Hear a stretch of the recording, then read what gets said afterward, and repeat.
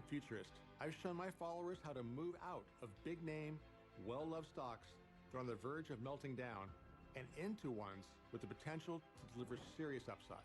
It's the strategy that helped me win the Portfolios with Purpose investing competition, beating out some of the most respected names on Wall Street and outperforming the market by more than tenfold. And it's the same kind of thinking that's helped me build a long-term track record, including 41 recommendations that have gone on to return 1,000% or more. I've put together a brand new free presentation where I walk through some of my latest sell this, buy that pair trades. These calls are a little contrarian, I'll be the first to admit that.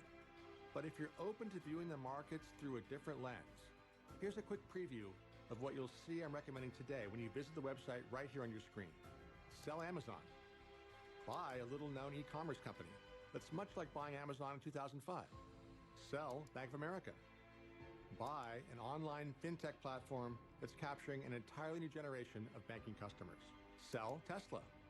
Buy a little-known robotics company that's already miles ahead of Tesla in the AI robotics race. Each of these trade ideas comes with the full name, ticker, and analysis on our website at no cost. Or simply open the camera on your phone and point it at the QR code you see on your screen right now. When you do, I've got a total of 7 free sell this, buy that recommendations, including names, tickers, and analysis, waiting for you at no cost. Buy the dip with Pro's best deal of the year, including exclusive access to Pro Live events. This is my first time at the stock exchange, and it's been awesome. Go Pro at cnbc.com/Pro Black Friday. Terms and restrictions apply. Okay, this could be one of my favorite segments of the year. The Infatuation is out with its best new restaurants list. Join us right now to discuss the list, what's trending in dining. It's all expense account for you. All expense account. Paul Needham is here, CEO of The Infatuation, which, by the way, is part of JPMorgan Chase. I don't know if you knew that. Thank you. So let's hear about the top places that I can't get a reservation at. Well, thank you for having me. Great to be back. And first of all, because you mentioned JPMorgan Chase, Chase Sapphire Reserve card members now have exclusive reservations at select open table restaurants. See, he's already... So check those out. But Best New Restaurants is the culmination of our whole year of work. So our team visited 5,000 restaurants this year all over the country and in London. And we're looking not just at what are the very best, but also what are the trends that we're seeing. And so certainly one thing that we saw all this year was just the explosion of super fancy pastries, cinnamon rolls getting creative. I see you have that here. You're trying to tempt me. You were early trying to tempt fate. Andrew was early with the carbs here. This is going to be difficult. To get this crowd to try some pastries is a high bar. So this is good. I'll be digging into this. Okay, but what is the price point? Where are those from? These are from Birdie in Brooklyn. And interestingly, Birdie is started by the guys from Crown Shy, which is one of the big kind of downtown fine dining spots.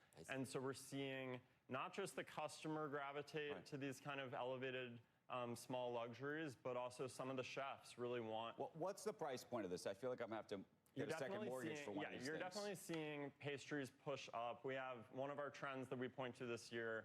We have an $11 matcha topped with banana but this pudding. Thing's got to be 20 bucks, right? No, a little lower than that. A little lower than that? Okay. But I think the customer, like people might be pulling back in one area of their life and then at the same time wanting to treat themselves to small luxury. Okay, are we going to do I'm not going to go on vacation, but I'll buy a $12 pastry. You're the one who's like. Are we going to go David Letterman style top 10? Or are we going to go down 5? Are we going to start at 5 and go down to 1? How do you want to do this? You want to do well, we have the best in the country, but we also have the best in New York, and we have the best in every city. So I want to know best in the country. Top 5 best in the country. So we'll hit that. I also want to talk, while we're talking about these trends, pizza, a huge trend all over the country this year. Pizza, obviously, New York, Chicago, Detroit, we've been talking about forever. But we're seeing in our best new restaurants all over the country, pizza restaurants. By the way, I just saw the logo. Is it CER? Series. Series. Everybody's talking about this. Series. So these are, again, 11 Madison Park alums, downtown. It is a very pricey pie. You get the whole pie. How much is a pie? I saw their clam pie, which is like a play on New Haven, was like $70 for a pie. $70 for a pie. But it's the high-quality ingredients. What's the line like there? Can I get in? Yeah, you can. That's not. I mean, you're getting a whole pie. Chrissy's in Brooklyn, kind of same idea, really high-quality pie. When that first opened, a lot of buzz. but now like kind of a reasonable thing. So pizza, Jules in San Francisco is one of our favorites. Fratesi's in Miami, and definitely seeing pizza kind of head all over the country and not just be a New York phenomenon. Clam pie. Like, Well, that's a New Haven. That's a New Haven thing. It's a big deal. Oh no, it's really good. Trust me. And if you guys are worried about You can have clam ice cream. You can have clam. No, I had lobster ice cream. It was horrible. that same Never partnership we have with OpenTable, Yep. you get a $300 annual credit at select OpenTable restaurants for Chase Sapphire Reserve card members. So make Oh, right. sure to check I know that about this. I have one of these cards, and I need to use that. Get your $300. But everybody here knows I'm so cheap. I'm trying to find every last way to get every last thing. Okay, so what are the best restaurants that we So should in go New to? York, our #1 restaurant is Smithereens, Okay. which is a fish-forward restaurant downtown. I think one that you guys would like is Borgo, which is on 27th. A great kind of Italian restaurant. The tables are spaced out. It's got a really civilized dining room. And one thing that's interesting, I was talking to the team at Borgo a couple weeks ago. They're doing a great lunch business. So they're kind of 27th Park Avenue South. And with the return to office and everything happening, they're doing 2 turns at lunch. Is there a power lunch in New York City anymore? I don't know that the 3-hour martini lunch, unless Joe's free to head to the grill with me later. Like, I don't know that people are having the 3-hour martini But like, lunch. you remember the Four Seasons? Yeah. People went to the Order Four filled. Seasons, and they would stay there for 2, and it was like a thing. Order You didn't have submitted. your phone. That's true. I mean, other than you guys, like, who could just put their phone down for 3 hours and enjoy lunch? And you had a liver. We can't even stay off our phone for this segment. So it's not. But what about a power breakfast? Here we are. We're having breakfast. Yeah, I with think, Order I think submitted. what I was trying to get at with Borgo, I Order think one thing we're filled. definitely seeing Order is submitted. hours expanding. Okay. So when you came out of the pandemic, a lot of restaurants weren't open 7 days a week. They weren't open much beyond dinner. And now we're seeing definitely 7 days a week. We're seeing dinner now start as early as 4 o'clock with dinner service, a lot of happy hour specials, places wanting to cater to the folks who are back in the office. And then also with wellness and everything else, people might want to eat a little early. And so we're seeing hours explode, definitely more lunch options, breakfast options in the big downtowns. And San Francisco, one other quick plug, absolutely one of the best dining scenes in the country this year. Our highest number of best new restaurants, kind of top-rated restaurants, are in San Francisco, and it's been really nice. Our Order team there, submitted. Patrick, Julia, and Taylor, have done a great job kind of chronicling the rise of the San Francisco dining scene all year. And Jules Pizza, which I mentioned earlier, was probably my favorite restaurant of the year. Order submitted. Any others that we need to know about? Any far field? I would say Nashville. Like, I would definitely, as you're making your way across the Right. country, the dining scene in Nashville has really kind of... What about just price point? What's going on? I mean, we're talking about this is expensive stuff, but what's a expensive, or not even expensive, but some of these places you're talking about, what's dinner cost these days? We have our editor-in-chief, Arden Shore, put a joke in one of the, as we now see pasta pomodoro hit $30, like, how do people think about dining out? And I think, again, I talked about the open table credit that we have for $300 for Sapphire Reserve card members. And I think also when we talk about pastries, when we talk about pizza, giving people these small indulgences. So to Becky's point, like, you might not want to go out to a big omakase or a big tasting menu, but you still want to treat yourself and offer yourself something. In an age of GLP-1s, how has this changed? No, really, I wonder about that. I think the other is folks drinking less. So I think if you're a restaurateur and you can't rely on your wine list anymore as much, you're selling mocktails instead of cocktails. Now, folks are charging a pretty penny for a mocktail, but you're doing mocktails instead of cocktails, the wine list, and then maybe folks aren't ordering that steak for 2. That's definitely a factor that we hear a lot about from restaurateurs. We got to go. Paul, thank you. Thank you, guys. For bringing us all of this stuff, and now we know all the expensive places we need to go and expense. And pastries that we will bring anytime. Thank you. Thank you, guys. I need to take a look at this. You do. Yeah, coming up, Major League Baseball now. It's wrapped up in its own sports gambling scandal with bets on individual pitches, balls, and strikes. We'll have more next.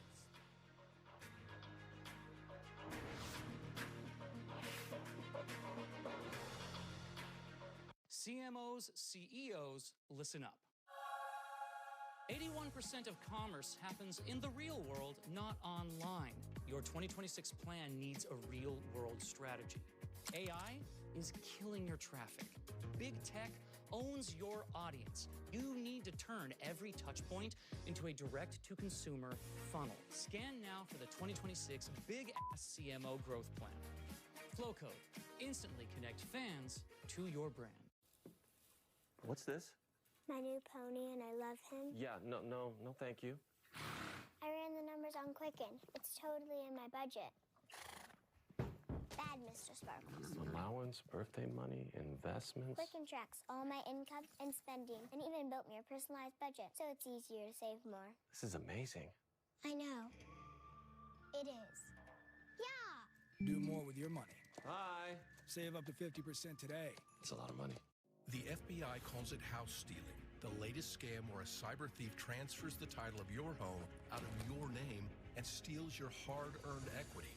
It's roughly 60 to 90 days for that person to even figure out that they're the victim of this crime. You start getting foreclosure notices, and you realize you've got 4 mortgages on your house that you didn't even know existed. Unfortunately, it's on you to protect yourself. You might already be a victim.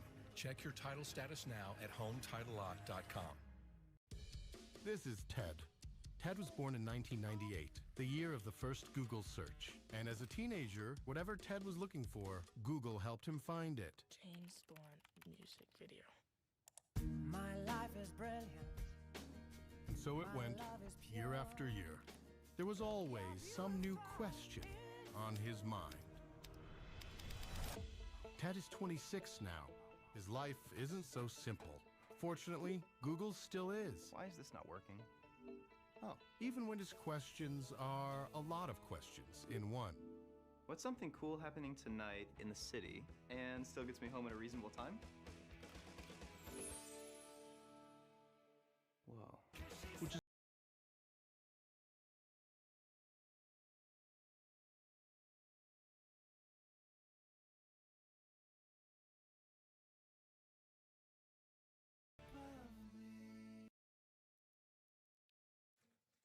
Another sports betting scandal has erupted, this time in Major League Baseball. Contessa Brewer joins us now with more. Good morning.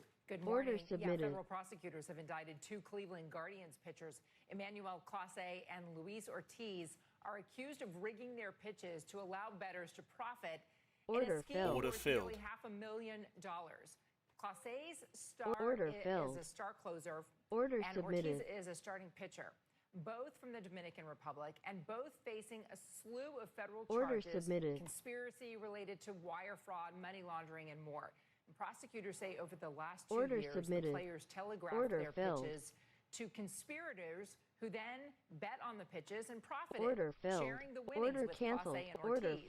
For example, in a game against the Red Sox in 2023, prosecutors say Clase arranged to throw a ball with a pitch slower than 95 miles an hour, and they included this image in the indictment of the ball hitting the dirt. And they say the bettors won $58,000 because of that pitch. Though the MLB restricts cell phone usage, prosecutors say they busted Clase using his phones during the games with bettors, asking if they're ready. The scheme wasn't always successful, though. Prosecutors outlined one game where bettors wagered about 16 legs of a parlay on a pitch. They wanted big money. But the batter actually swung at a pitch that was supposed to be a ball, resulting in a strike and breaking the parlay. Clase allegedly texted a sad puppy dog emoji. Similar accusations against Ortiz. He was arrested in Boston yesterday. He's scheduled for federal court there today. His lawyer says Luis Ortiz is innocent of the charges related to 2 pitches he threw. He's would never improperly influence a game, not for anyone and not for anything. Clase is not in U.S. custody, though authorities did not explain his whereabouts. But in a statement, his attorney said Emmanuel Clase has devoted his life to baseball and is doing everything in his power to help his team win. Emmanuel is innocent of all charges and looks forward to clearing his name in court. Now, MLB and the Guardians have both said they have cooperated with investigators and they are doing their own investigation, but the Players Association is not commenting on the matter. The U.S. attorney says they defrauded the online betting platforms where the bets were placed. and they betrayed America's pastime. And I really think it's this betrayal of the sport that so many people love that is raising concerns about how fast, how widespread sports gambling has become. But what the experts in this industry and those who came and have expertise in Europe will say, this has been going on as long as sport has been going on. There has always been gambling on sport. It's just that now it's much more transparent and you can spot the aberrant behavior in ways that you couldn't. You don't just mean gambling, but you mean fixed gambling. Even fixed gambling. Because you're allowed to gamble on sport. No one's saying don't do that. I just think that a lot of people. You mean there was always the opportunity to try to rig the game, even if it was with illegal. Even when it wasn't legalized gambling. Right. There were bookies that you went to. Order there were pools that you were part of. You could wager on sports if you wanted to. There's so much more money now. Yep. And that creates not only more opportunity, but more incentive for people to do something along these lines. And the leagues are taking notice. They're standing up and going, look, do we really have to have a bet available on a kicker in a football game that he's going to miss the kick? Right. Can it just be to make the field goal? Yeah, a pitch in the dirt. I mean, but it sounds like it's part of parlays, you said. So it would break the parlay if that one didn't work. It's not a single bet. No, but some of them were single bets. But on micro bets, just on the pitches, not on the game outcome itself. They're on individual in-game pitches where you're making money like that. And I mean, that's the leagues signed off on this stuff. Order filled. Now. I think that they're not rethinking the overall idea, but that you can put along. Yeah, I think there's too much money at stake to rethink the whole kit and caboodle. Yeah, but the idea that you can bet on so many things, like the Gamblers Anonymous sort of way of looking at life. Yeah, that's a lot. Thanks. Order Contessa. submitted.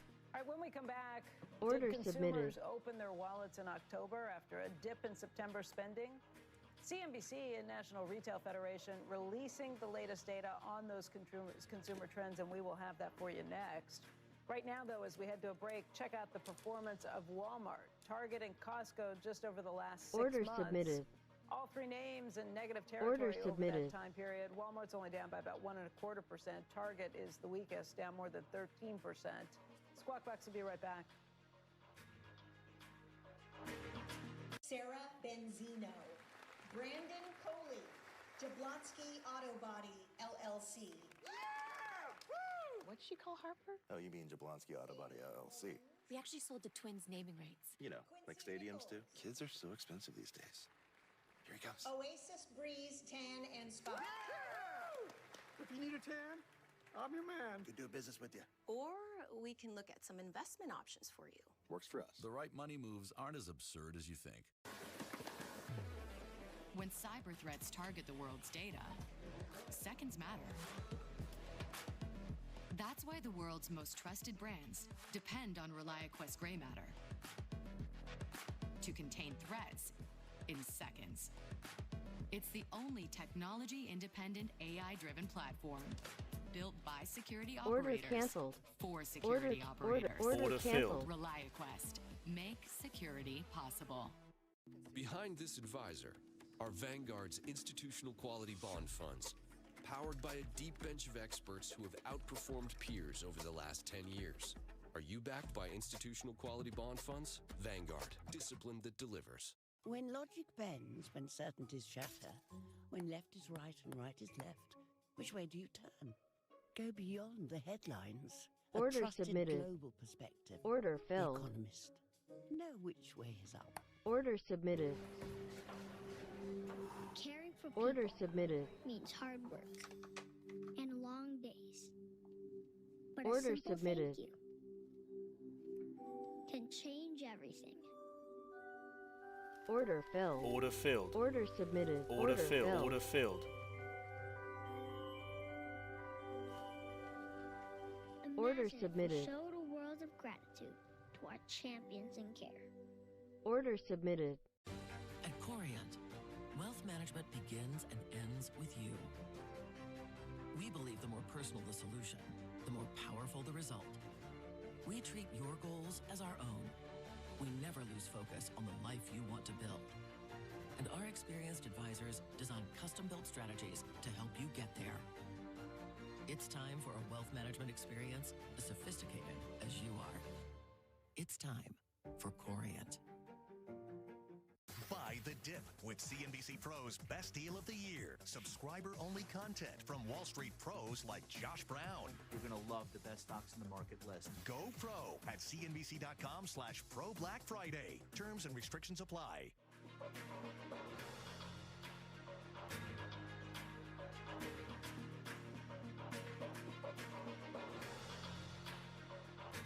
Welcome back, everybody. CNBC and the National Retail Federation out with the latest retail monitor. Steve Leisman joins us right now with those details. Good morning, Steve.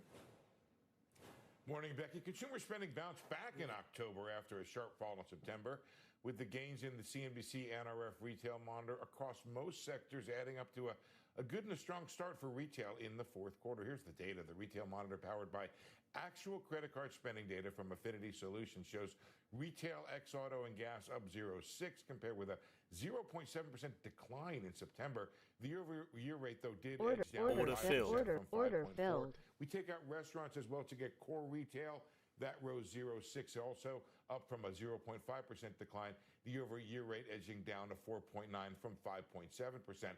The monitor has been far more volatile this year. You can see that the data comes amid declining measures of consumer sentiment, inflation still high for goods, and tariffs that have prompted front-running by shoppers. So maybe that's part of the up and the down we have there. The old data we're looking at, like the monitor, has taken on added importance amid this shutdown that's kept government data from being published, maybe coming out soon. Here's the sector breakdown. Most sectors were up. Digital products leading the way up 2%. Clothing and accessories 1.4%. Restaurants doing well, as did beverage. Health and personal care did well as also. But building and garden supplies down 0.8%. That was one of just 3 of the 12 negative sectors, including gas station sales. NRF economists note recent economic data has been mixed, yet consumer spending remains solid, supported by wage growth outpacing inflation, historically low unemployment, and wealth effects from the strong stock market valuations. The economists were encouraged by October numbers for the holiday season, but I looked at it. October gains have only a loose relationship with November and December. Sure, it's a good start. Critical questions in retail right now. How are goods inflation, tariffs, and initial signs of a cooling job market? How will they affect holiday shopping? Those factors did not seem to hold back consumers in October, Becky. Hey, Steve, if the shutdown actually ends, let's say, towards the end of this week, which is probably the fastest they could possibly do it if they come back to work, how quickly would we then get the data, and how out of date would it be as we get it? So we think we were pretty sure they have the September jobs data and other data from September, remember, because the shutdown began October 1. So they could probably release the jobs data within days. That's the expectation or the thinking. And maybe even the CPI and some of the retail data could come out as well. October could be a big black hole. I talked to Erica Groshin, the former commissioner of BLS, and she said that during the shutdown, if you wanted to, as a business, to fill out the form and tell the BLS how many jobs you had, you couldn't do it because the computer system is also shut down. We don't know if they can gather the October data. I guess it's going to be and remain a big black hole there. But we are in a point right now where they could get the November data and have a pretty regular schedule for at least doing the jobs report for November. Okay. Steve, thank you. Pleasure. All right, coming up, the election of Zohran Mamdani as New York City's next mayor, raising some concerns about economic policy changes, but will it actually lead to a migration of residents out of the Big Apple? We're going to look at the real estate trends and where the wealthy could be headed with Don Peebles' Squawk Box. Return in just a moment. At PGIM, our ETFs use today's best ideas to help bring tomorrow's goals within reach. Our broad suite of over 50 low-cost ETFs is backed by 150 years of active management expertise. Explore PGIM ETFs today.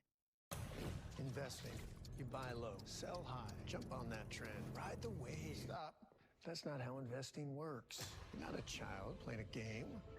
This is grown-up business.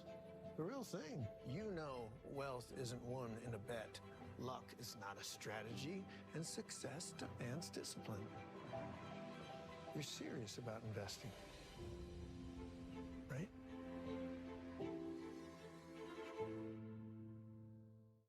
At Capital Group, we design our active ETFs to weather the ups and downs of the market, so they can be rooted at the core of a portfolio. They're meticulously crafted to endure. Capital Group, actively different, active ETFs.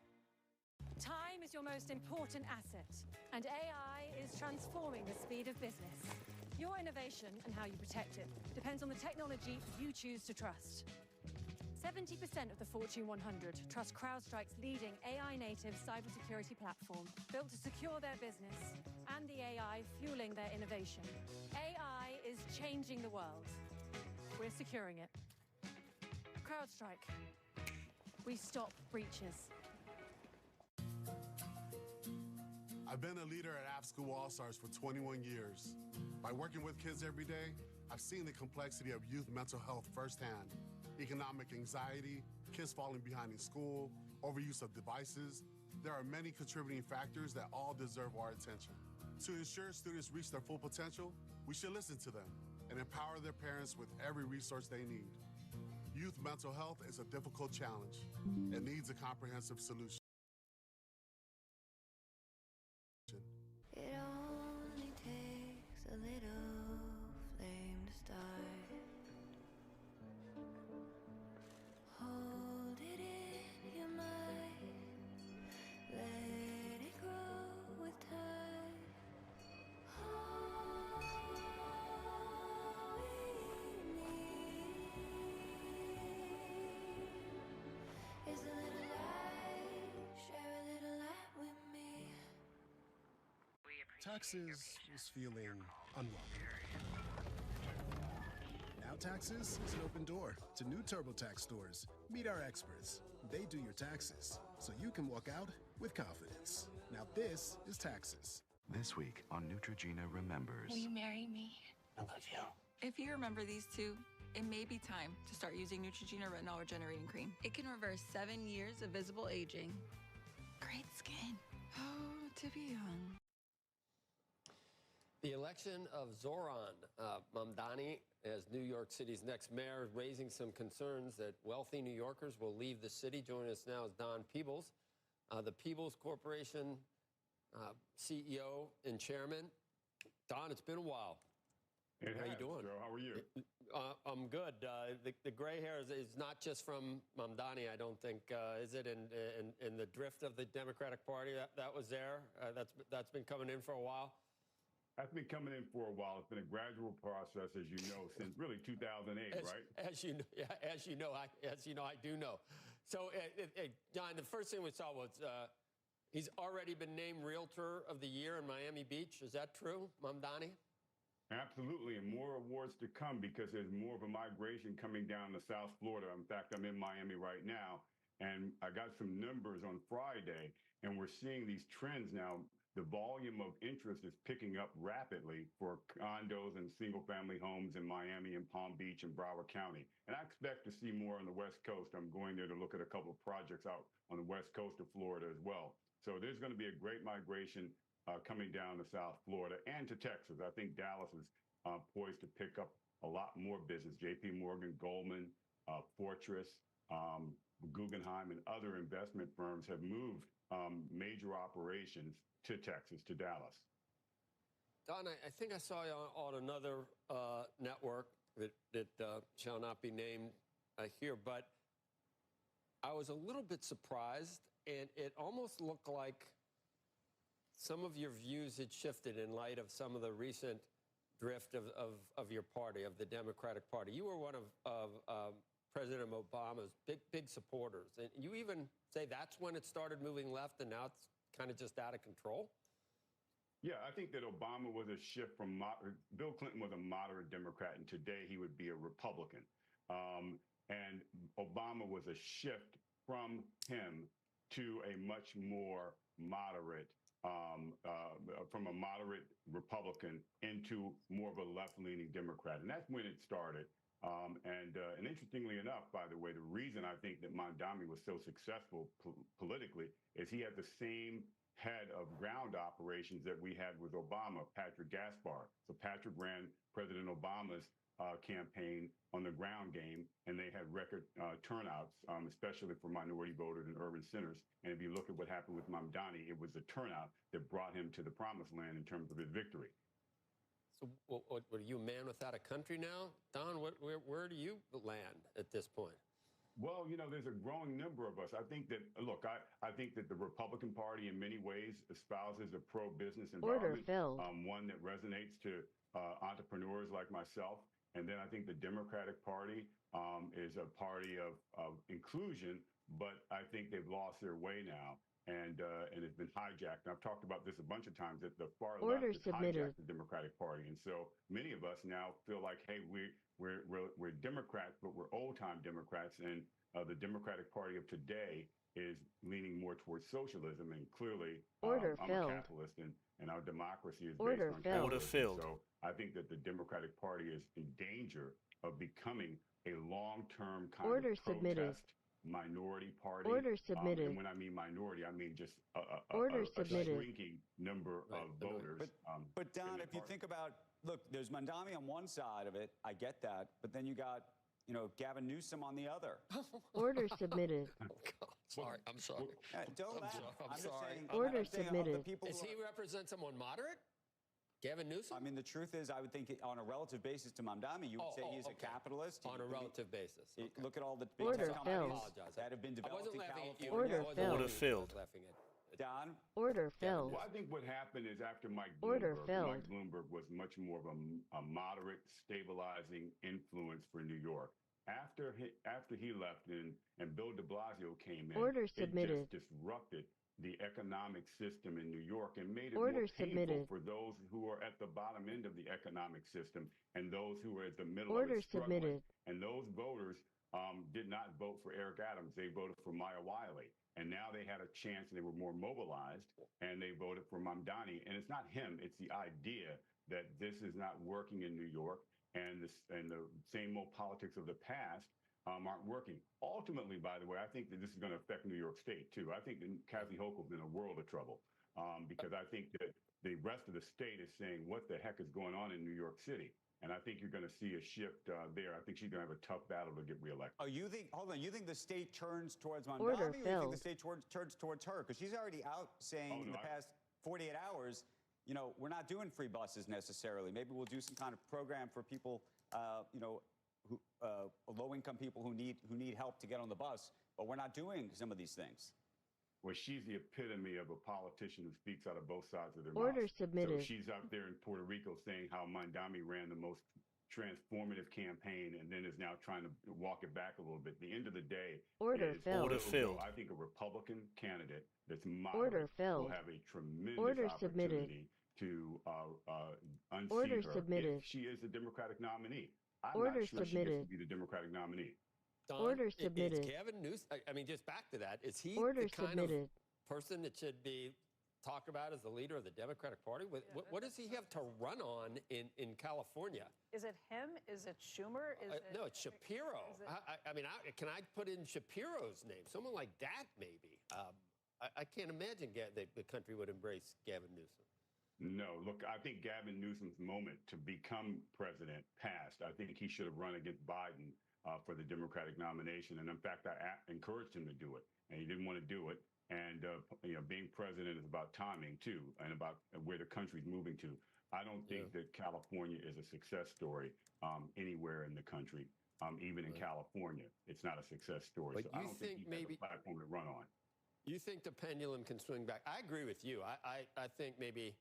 And I wouldn't call Spanberger necessarily that conservative or even Mikey Sherrill, but that's sort of like the new sort of the what moderate Democrats are holding up as the future. They're not holding up AOC and Bernie and. But can they win without that part of the party? I mean, the Democratic Party is very geographic center seems to be over there, or far left, Don, which is why you know. You look horrified when I saw you on that other network. I was like, wow, I think I know that guy. If the Democrats nationally put up a moderate candidate, do you lose the ability to get the turnout? Well, ultimately, I think the Democrat candidate that's successful nationally is the mirror of Ronald Reagan. Ronald Reagan got elected in 1980 by being moderate, by appealing to Democrats and independents as well as Republicans. And so the difference is that, a Democrat like that has difficulty getting through the primary because of these coastal states like New York and California. But as things shift because of the great economic pain that these states are enduring and will continue to endure, and they will get worse, I think that there will be a growing number of Democrats that will look elsewhere.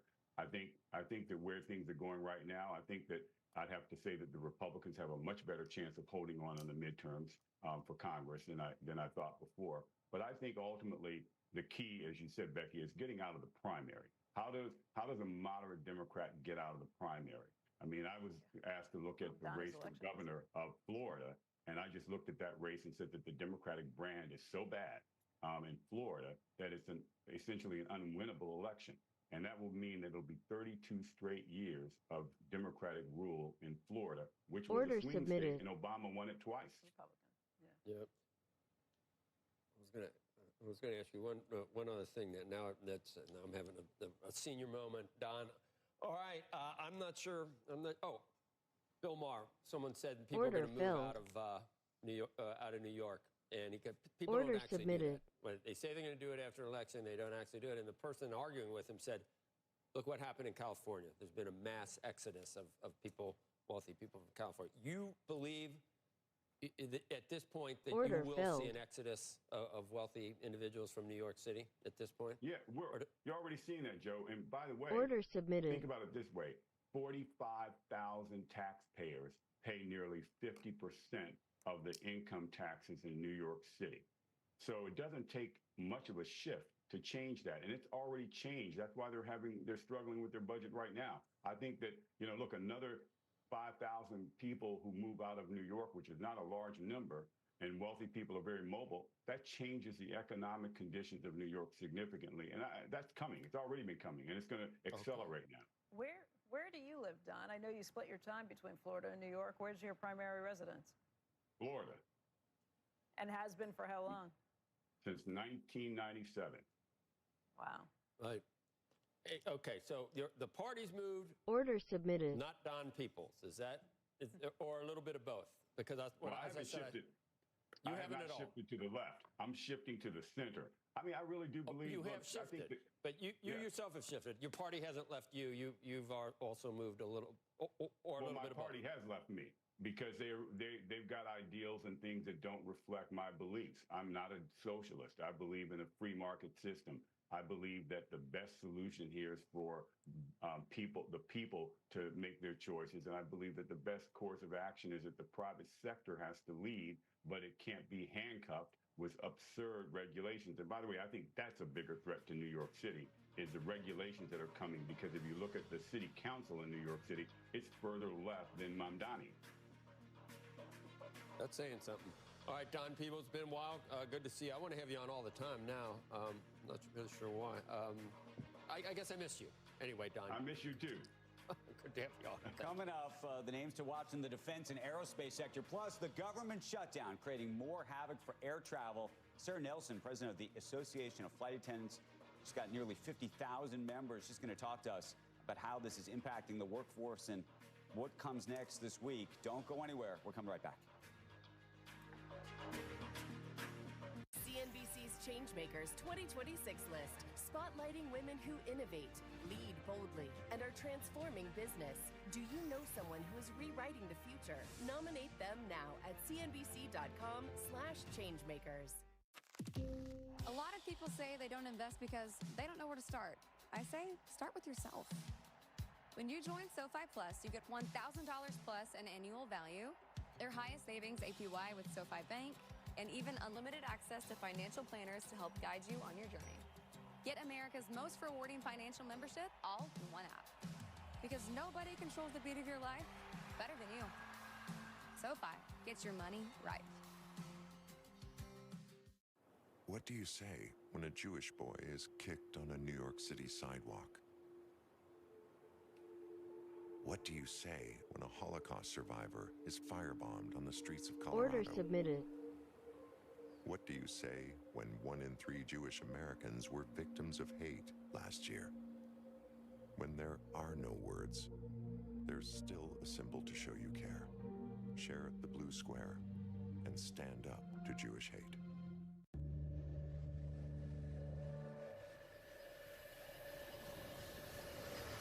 If you're looking for a broker that's not also your bookie, we invite you to try Public. Hey, Josh, this Christmas, man, what are you gifted? Gifted. Where are your pants? 'Twas the heart before Christmas and before the night's done. Shooting guard Josh Hart will gift everyone. In his Tommy John underwear, he glides down the stairs with last-minute gifts to show that he cares. Stuck for ideas and don't know where to start? Go to TommyJohn.com and gift from the heart. We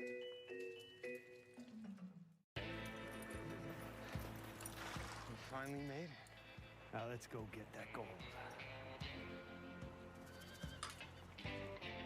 I got a better idea. The best investors see the bigger picture. That's why today, Blackstone is investing in the picks and shovels of tomorrow, like data centers and energy solutions. We're gonna need more shovels! Delivering proven performance for 40 years. Blackstone.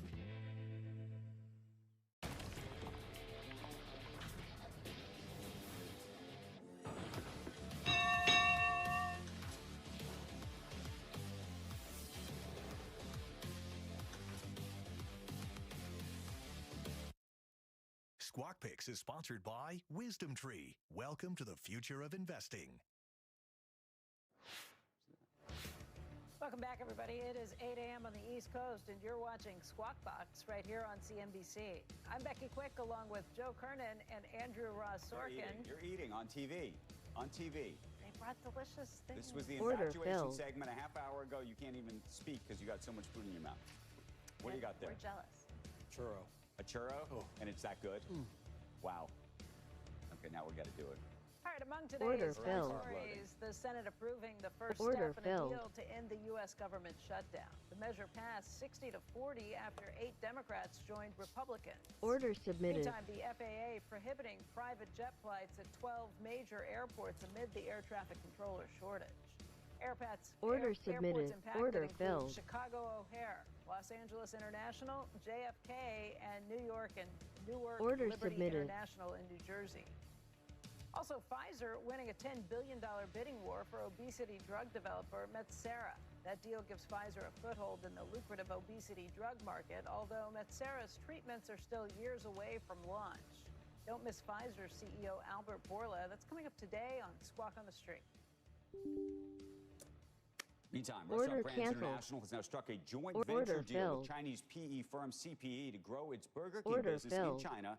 According to a Wall Street Journal report, CPE will now invest $350 million to help open new Order restaurants submitted. in China, as well as some other improvements as well. As part of that deal, CPE is going to be controlling 83% of Order Burger King submitted. China, and Restaurant Brands International gets to keep the remaining 17% stake. They plan to double Burger King's restaurant Order count in filled. China to around 2,500 in 5 years and 4,000 locations, if you can believe that, within 10 years. The executive chair of Restaurant Brands, Patrick Doyle, will be on Money Movers. That's happening later today at 11:30 a.m. Eastern Time.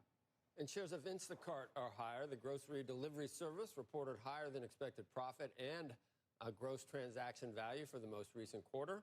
Order growth was better than expected, helped by faster Order delivery submitted. options and lower prices of certain products, including fruits, vegetables, and dairy items. Investors are expecting a letter from Berkshire Hathaway Chairman and CEO Warren Buffett today. This would be his first letter since announcing back in May that he'll be stepping down by the end of the year. Berkshire Hathaway said that that letter will include Buffett's reflections on philanthropy, the company, and other matters that, in their words, shareholders and others may find to be of interest. It's expected to serve as Buffett's farewell letter after more than 6 decades leading Berkshire. Berkshire shares rallying last week amid a tech sell-off, but the shares still trail the S&P 500 for Order performance submitted. this year. You can see Berkshire shares Order filled. up by about 9% Order canceled. versus the S&P 500 up by 14.4%. Order Just submitted. going to check on the futures this morning. Lots of green arrows there. Dow futures indicated up by 170.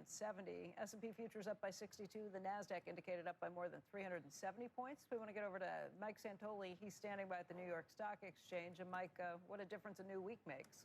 For sure, Becky, and arguably it started sort of late in the session on Friday. So some turbulence late in the week, a confluence of things. Of course, you had very extended AI leadership in this market, some valuation concerns combined with a real unease about the state of the consumer, the government shutdown. So some relief on that front. It all nets out to an S&P 500 that has essentially had a couple of tests of its 50-day moving average. Actually went below it intraday on Friday. From the max pullback was about 4%. From the all-time high to Friday's low, which is obviously not a big one, but it's the biggest since April. It's been a pretty orderly ascent for a while right now. We didn't have too much of a reset back in October, but you see there we did dip below it. Of course, this is indicated higher, as you mentioned, by almost 1% today, led for sure by those NASDAQ stocks that everybody thinks are probably poised for a run after this pullback into the end of the year. We'll see if that plays out. Take a look at the consumer discretionary sector on an equal-weighted basis relative to healthcare, because the consumer has been the locus of a lot of concern. And you see this rolling over. That's the blue line. In fact, on a year-to-date basis, healthcare has come back to now start outperforming it. We'll see again if this relationship shifts out there. Again, the government shutdown plus pressure on modest and lower income consumers has definitely been top of mind. A lot of the corporate commentary in that direction. We'll see if, again, we've had enough of a retreat in those cyclical areas to refresh that move. Finally, take a look within the Magnificent Seven. It's been an interesting year of divergence. We talk about it as its monolithic block leading the market, but look at the differences here. NVIDIA and Alphabet, massive outperformance. This is on a year-to-date basis. I mean, Meta's underperforming by a lot the S&P this year. Microsoft has flagged just a bit recently. So it shows there's discernment here. It's not everybody wins all the time in terms of the AI trade. So probably healthy, although maybe making for a little bit of a spotty kind of engine of growth for the overall index. Hey, Mike, we were talking about it earlier, just this idea that when you see a 3% pullback in a week for one of the major averages, people do sit up and pay attention to it. But you're still talking about the NASDAQ down by just over 4% from all-time highs. Yeah. How would you characterize any of this? I mean, I would characterize it as we get a little bit lulled by the kind of clockwork nature of this rally that we've had for a while. I think also the year-to-date numbers don't do justice to the velocity of the move from April. So you're up like 40%, you're up 7 months in a row, and all of a sudden just a little bit of relatively normal kind of volatility feels like it's a little bit worse. But also the experience of the average stock has been somewhat worse than the index. And so you feel as if you're somebody who's trying to beat the benchmark, it's absolutely not been easy. There's a lot of new 52-week highs exceeded by the number of 52-week lows late last week. It's an unusual situation where you kind of had to be in the right spots. Okay. Mike, thank you. We'll see you later. All right, join us to take a look at defense and aerospace stocks. Tony Bancroft, Gabelli Funds portfolio manager. He's also a former lieutenant colonel in the U.S. Marines. Aren't you still a lieutenant colonel? Can I still? I want to call you that. Yep, I am. It's great to have you on. It's a special day today, too, isn't it? Sure is. 250th birthday of the United States Marine Corps. That's a good reason to have you on here. Order submitted. In tomorrow's Veterans Day, and too. Tomorrow, so it's kind of a easy to remember. Special easy 48 hours. What do you make of where we are right now, Tony? You cover this not cover it, but you actually help at Gabelli Funds to try to invest in the defense sector. Seems like the best of times. I don't. That's a bad thing for the defense sector to be the best of times. Yeah, I get to always caveat it with, unfortunately, it's doing very well. The industry has done very well, both on the commercial side and the defense side. There's record backlogs on both industries, and there's the budgets are at $1 trillion. The U.S. budget is $1 trillion, and NATO's talked about increasing their budget to 3.5% of GDP. That'd be an extra $400 billion of annual spend by NATO countries, and the U.S. is the largest supplier of essentially Western weapon systems. So we're going to be a big beneficiary of Order that. submitted. We had the Secretary of the Army on last week. I know they're a bunch of softies compared to the U.S. MC. We also figured out Order submitted. Your bases are called camps. And right. you didn't want to That's exactly talk about that when I told you. But Army bases are called posts. That's right. And Navy and Air Force are the only thing that are really are bases. That was that was news to me. Have we figured out what the warfare of the future looks like and how to prepare for that? And have we done it effectively? I think we're seeing it playing out, the beginnings of it, unfortunately, in Ukraine. In Ukraine, drones. In the Middle East. It's, you're going to see an iteration of that driven by autonomy, AI, jamming, electronic warfare, drones. The autonomy business is blowing up right now, and it's just going to continue to grow. And that's why companies at these defense techs in Silicon Valley have done well, like the Palantirs, and you hear about Anduril probably IPOing here relatively soon. It's called Anduril? Anduril, right. of course. Yep. It's an unbelievable company. It's an unbelievable. All these companies, and they're going to joint venture with the historic legacy primes, because Honeywell, for example, makes a ring laser gyro, which is used in either it or its competitor in every drone that's made, aircraft that's ever made, every turret weapon system that needs some type of stabilization. Anduril is not going to want to go down that curve of trying to scale that business and refining it. They make the best ring laser gyros in the world. They're going to partner in all those systems, and then the technology, the software, the coding will partner, and that's probably how it's going to play out. You're going to see. They're never going to get bought because they're too big already. Everything's too big. These defense techs you can't buy them. I don't think. I mean, it's going to be some form of that. I asked the Secretary of the Army if we're depleted at this point. He said that the defense industry is basically always churning out weapons. Always. But we must have we've given a lot. Sold a lot. I mean, this has changed now. It's evolved since the beginning of February 24th, 2022, the beginning of the war. But 7 years of missile production for HIMARS, Javelin, Stinger were expended in the first year. And I think in Israel last month they launched 100 Patriots. I mean, our arsenal is not that big to be at that run rate. So you're going to see the rearming, and that's why all the weapon suppliers have done pretty well in the near term. Long-range fires, autonomy, you're going to see that growing, a lot of cash flow going that way. But at this point, what systems are? I guess the other one, I think of Patriot missiles as well. Then I think of, is there such a thing possible as a Golden Dome? We were talking about a rogue ICBM, because we had the director and writer. Order submitted. Of this, I guess it's a Netflix movie. I mean, is it possible? Because how many do we have left in the United States? He wouldn't say thousands. How many nuclear warheads? Oh, nuclear. Yeah, I think it's somewhere in the 3,000 to 5,000 range. And Russia has a similar amount. A little more. They have more than us, but so we're not going to stop a rogue ICBM from getting here by disarming. Is the Golden Dome possible? I mean, Order submitted. You've heard the stats on it. These 50%, piece of K, a probability of kill of taking out a ICBM is coming in at Mach 25. Only half the effect. And there's multiple MIRVs, multiple entry independent vehicles.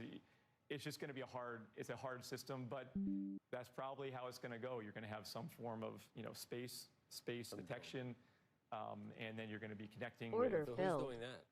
All the primes, the L3 Harris, Lockheed, Raytheon, Boeing.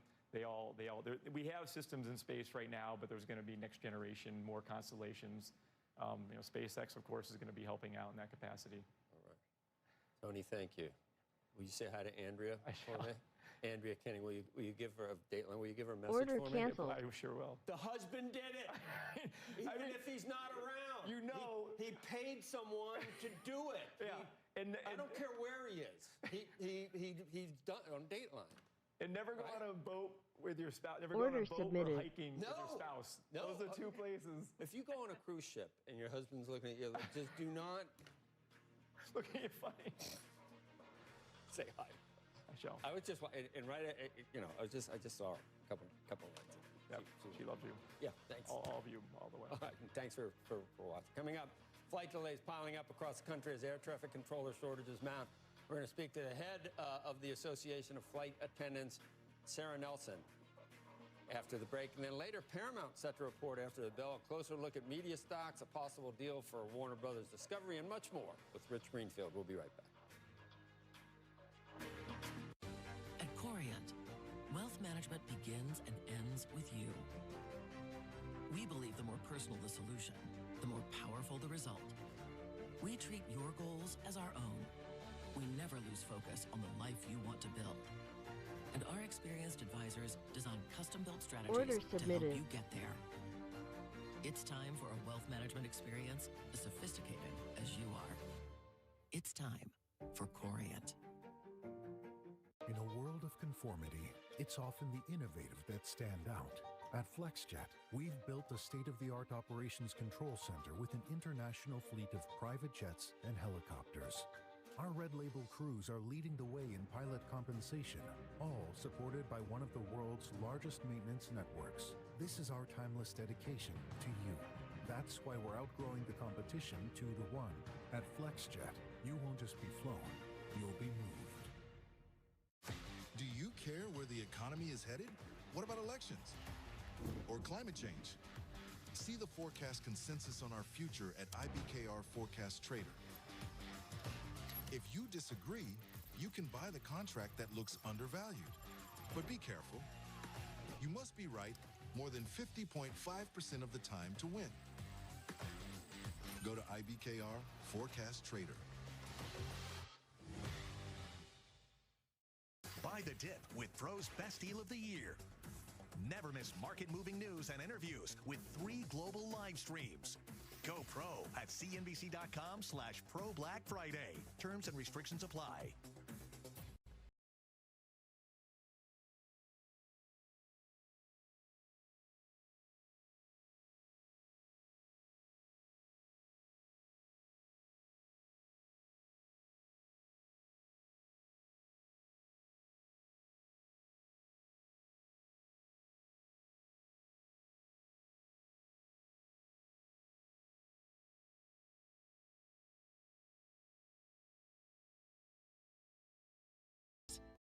Processed? Yeah, we have a process. We hand select, hand trim, hand spice, hand taste, then we cook out the water the other guys make you pay for, so we can leave in more of the flavor you love. We've got the largest lineup of uncured hams in the business. And when Uncle Frank cut back on salt, we made low and reduced sodium deli favorites, because life without hoagies is not an option. That's what family does, and that's why we do it for yours. Dietz & Watson, it's a family thing since 1939. Welcome back to Squawk Box. The government shutdown is likely to continue to strain the travel industry even after it ends. Joining us right now is Sarah Nelson, International President of the Association of Flight Attendants. Good morning to you. It's great to see you under not so great circumstances. Speak to this issue of what happens afterwards. So we may have a deal this week, but it sounds like things are going to be tough going or tough sledding for some time. And obviously we still have Thanksgiving coming up. Order canceled. Andrew, thanks for that question, because there are flight crews stranded all over the country right now trying to make things work. There are air traffic controllers going to work trying to make this work without a paycheck still. There will be a hangover from this as we try to put the system back together. And this is what's always wrong with the shutdown. We say from the very beginning, we should never have a shutdown, because what you're doing is you're taking away all the people who support those frontline safety critical people. They are not there to support that work. The air traffic controllers going to work under tremendous stress. TSA officers, this was going to break at some point. And of course, flight attendants and pilots are experiencing that right now, out on the line, still trying to put this back together. We had more than 50% disruptions at Delta yesterday, many of the airlines getting to that same mark. So there is a real ripple effect here, and there will continue to be even as we head towards Thanksgiving. You know, one of the things we've been talking about all morning is this idea of private flights going into some of these large airports where they've now at least stopped this temporarily. I'm curious what your view is on that, maybe even longer term. Andrew, it is outrageous. First of all, let me just say, first of all, the narrative that this shutdown was a choice of either paying federal workers or having health care for millions of people and affordability for everyone was an absurd notion. Both could have been settled very easily with one vote. But we talk about this all the time. The air traffic control system is a support system for the entire airspace. So that includes private jets. And if people are not weighing in to try to get resolutions here to keep our government services going, then everyone should feel that pain. And certainly, it is not necessary for those private jets to be operating. We should be operating in the same system when we're in a condition like this. They should not be adding to the stress and strain that keeps millions of people from getting to their loved ones, getting to their medical appointments, from medicines being delivered to our veterans and to other people who are retired. This is not something that we can just let go. I agree that private jets should be on the ground in the middle of a government shutdown. What is the union's position on effectively who they're going to point a finger at, if they are at all, over the shutdown? And in terms of who you ultimately would support, Democrats typically over Republicans, and yet I think there's a lot of people who look at this and say it could have been averted a long time ago, given the fact that the Democrats aren't really going to get something for all of this. I think we have to be really clear about how this shutdown happened. This was an intentional move by this White House to put us into a shutdown and to even argue that 42 million people who can't afford to eat shouldn't be able to eat and should be used as collateral damage in an effort to try to dismantle healthcare. So it's pretty darn clear where the fault lies submitted. Here. And Sarah, can I just say that it's much more complicated than that, Sarah. So every time there's ever been a shutdown, it's the party that's done the obstruction to try to force an extortion, to try to get something they want that has nothing to do with the clean resolution. It's always been that way. That is Joe, ridiculous what you just said. And Joe, I'm not surprised because I know what side of the aisle you're on all these things, but that is patently false. Had nothing to do with health care. Had nothing to do with health care. The CR had nothing to do with health care. Well, Zero. Joe, this is not a partisan issue. I think that the reason that Squawk Box asked me to come on is because I do represent those people on the front lines, the everyday people. You can have an opinion, but not it doesn't make it a fact. Well, I was asked my opinion. So Andrew asked my opinion, and I'm providing it. And I'm providing it based on the people that I represent, who many of those people do survive on SNAP. Many of those people survive on the ACA subsidies that are going to now increase exponentially. This is a requirement that Congress addresses the needs of the American people. The only thing I'm going to push back on is the only thing, Andrew. I just want to bring the fact that this is everyday people. I mean, I really want to just stress that there are people that are hurting who count on me to advocate for them. But you're indicting by saying that you're indicting the Democrats, because they're the ones that shut down the government by not voting for the clean CR. So all these people that Joe, you can say that all day long, but the fact of the matter is that it takes an effort to come together. What I have seen in collective bargaining is that two sides can have very different opinions, but there is a requirement to come together and come to an agreement. Right. And there was not an effort to address the issues that both groups had. There was not a negotiations around that to address those issues. And so that is the problem here, is that when it is a slam down on one side, then you have people who are hurt, and there will be a ripple effect here. This is going to cause healthcare premiums to rise. This is going to have an impact on businesses that are trying to provide healthcare for employees. Sarah, I don't disagree.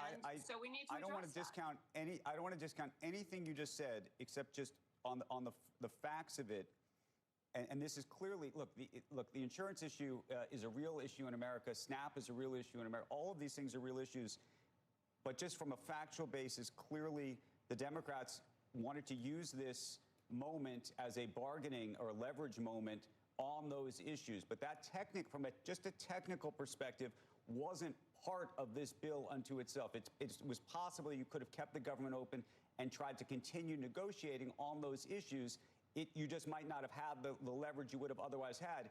In this case, it looks like they had leverage, or I don't know if they had leverage. They actually didn't have leverage because it looks like this bill is going to, the government's going to get reopened without much of this. Yeah. So right. Listen, I want to be, yes, I think you're right. And what I want to be really clear about here is that this was a moment where the Democrats could force this issue. There wasn't really another opportunity to do that. And it is a crisis that has to be addressed. That's just a fact of the matter. But let's roll back to, there was a bill introduced by Cohen and Carson to pay federal workers before this shutdown. That didn't go anywhere. There was a bill after the 2019 shutdown to pay federal workers during a shutdown. We passed a bill to say they get back pay. Why do we continue to put federal workers who can't even express a political opinion at work in the middle of this? And why then do the rest of us have to feel the pain of that? So what I'm really saying is that I hold all of Congress responsible because their job is to go together and to solve problems for the American people. And that didn't happen here. Instead, we have a world of hurt that we're going to continue to experience. What we're going to try to do on affordability for our members is get a contract at United Airlines that is long overdue. Get a contract for PSA Airlines that is long overdue. We're going to continue focusing on that. And I'm not really interested in a blame game here. I'm interested in people doing their jobs. Okay. Sarah Nelson, it's good to see you. We appreciate it. Thank you. Thank you. Up next, powering AI data centers and trying to keep costs down, a live report from a conference bringing together electric companies and the financial community as they work to bring down power rates. Squawk Box will be right back. While some see a financial world upended, at T. Rowe Price, curiosity drives our portfolio managers to see opportunity. Active ETFs from T. Rowe Price. Invest with confidence. Rather than get rich quick, I believe in get rich slow. The high yield cash account at Public actually had higher rates than anything else I was able to find online. I don't want to be losing sleep over having made risky investments. I needed something stable that could really give me long-term financial benefits. I know my money's working hard for me, and I know I can access it anytime I need it. I use PayPal to buy this ticket. I'm paying it off over time. And I get 5% cash back. No fees, no interest. You know what else has no interest? Me. Now I know why your parents are sitting up in business. Make the most of your money this holiday. Hey, you could have upgraded. PayPal. Down, up, right, left, inside, out. Sometimes it's hard to make sense from nonsense. Go beyond the headlines. A trusted global perspective. The Economist. Know which way is up. When I started Walton Goggins Goggle Glasses, I needed a website. And GoDaddy Aero uses AI to make a beautiful website so fast it'll blow my customers' noggins. While they're shopping for Goggins for their noggins. Did you know that your life insurance policy is an asset that you can sell? Hi, I'm Jay Jackson. I'm the CEO of Abacus Life. And for almost 20 years, we've been purchasing life insurance policies from seniors just like you. In fact, you can use the free policy value calculator at abacuspays.com. And in just seconds, you can learn what your policy might be worth. There are no fees and no obligations. Get real value from your life insurance when you need it with Abacus. Everyone's getting that new Simply Safe outdoor monitoring. How do we compete with AI-powered outdoor cameras and live agent monitoring? Stop. This is Simply Safe. Whoa! I didn't even see those guys. There's no safe like Simply Safe. Franklin Templeton Custom Tax Management. Easily create custom SMAs with our Canvas platform and help investors keep more of what they earn. Franklin Templeton, your trusted partner for what's ahead. We're entering a new era, the experience economy, where consumers are choosing moments over materials, reshaping how business gets done. On November 21st, I'll be in Palm Beach Gardens, Florida at the CNBC CEO Council Forum. Join me and a community of growth-minded CEOs, celebrities, and even Rory McIlroy for a front row seat to the conversation shaping the future of business. To learn more and attend, visit cnbcevents.com/CEO Forum.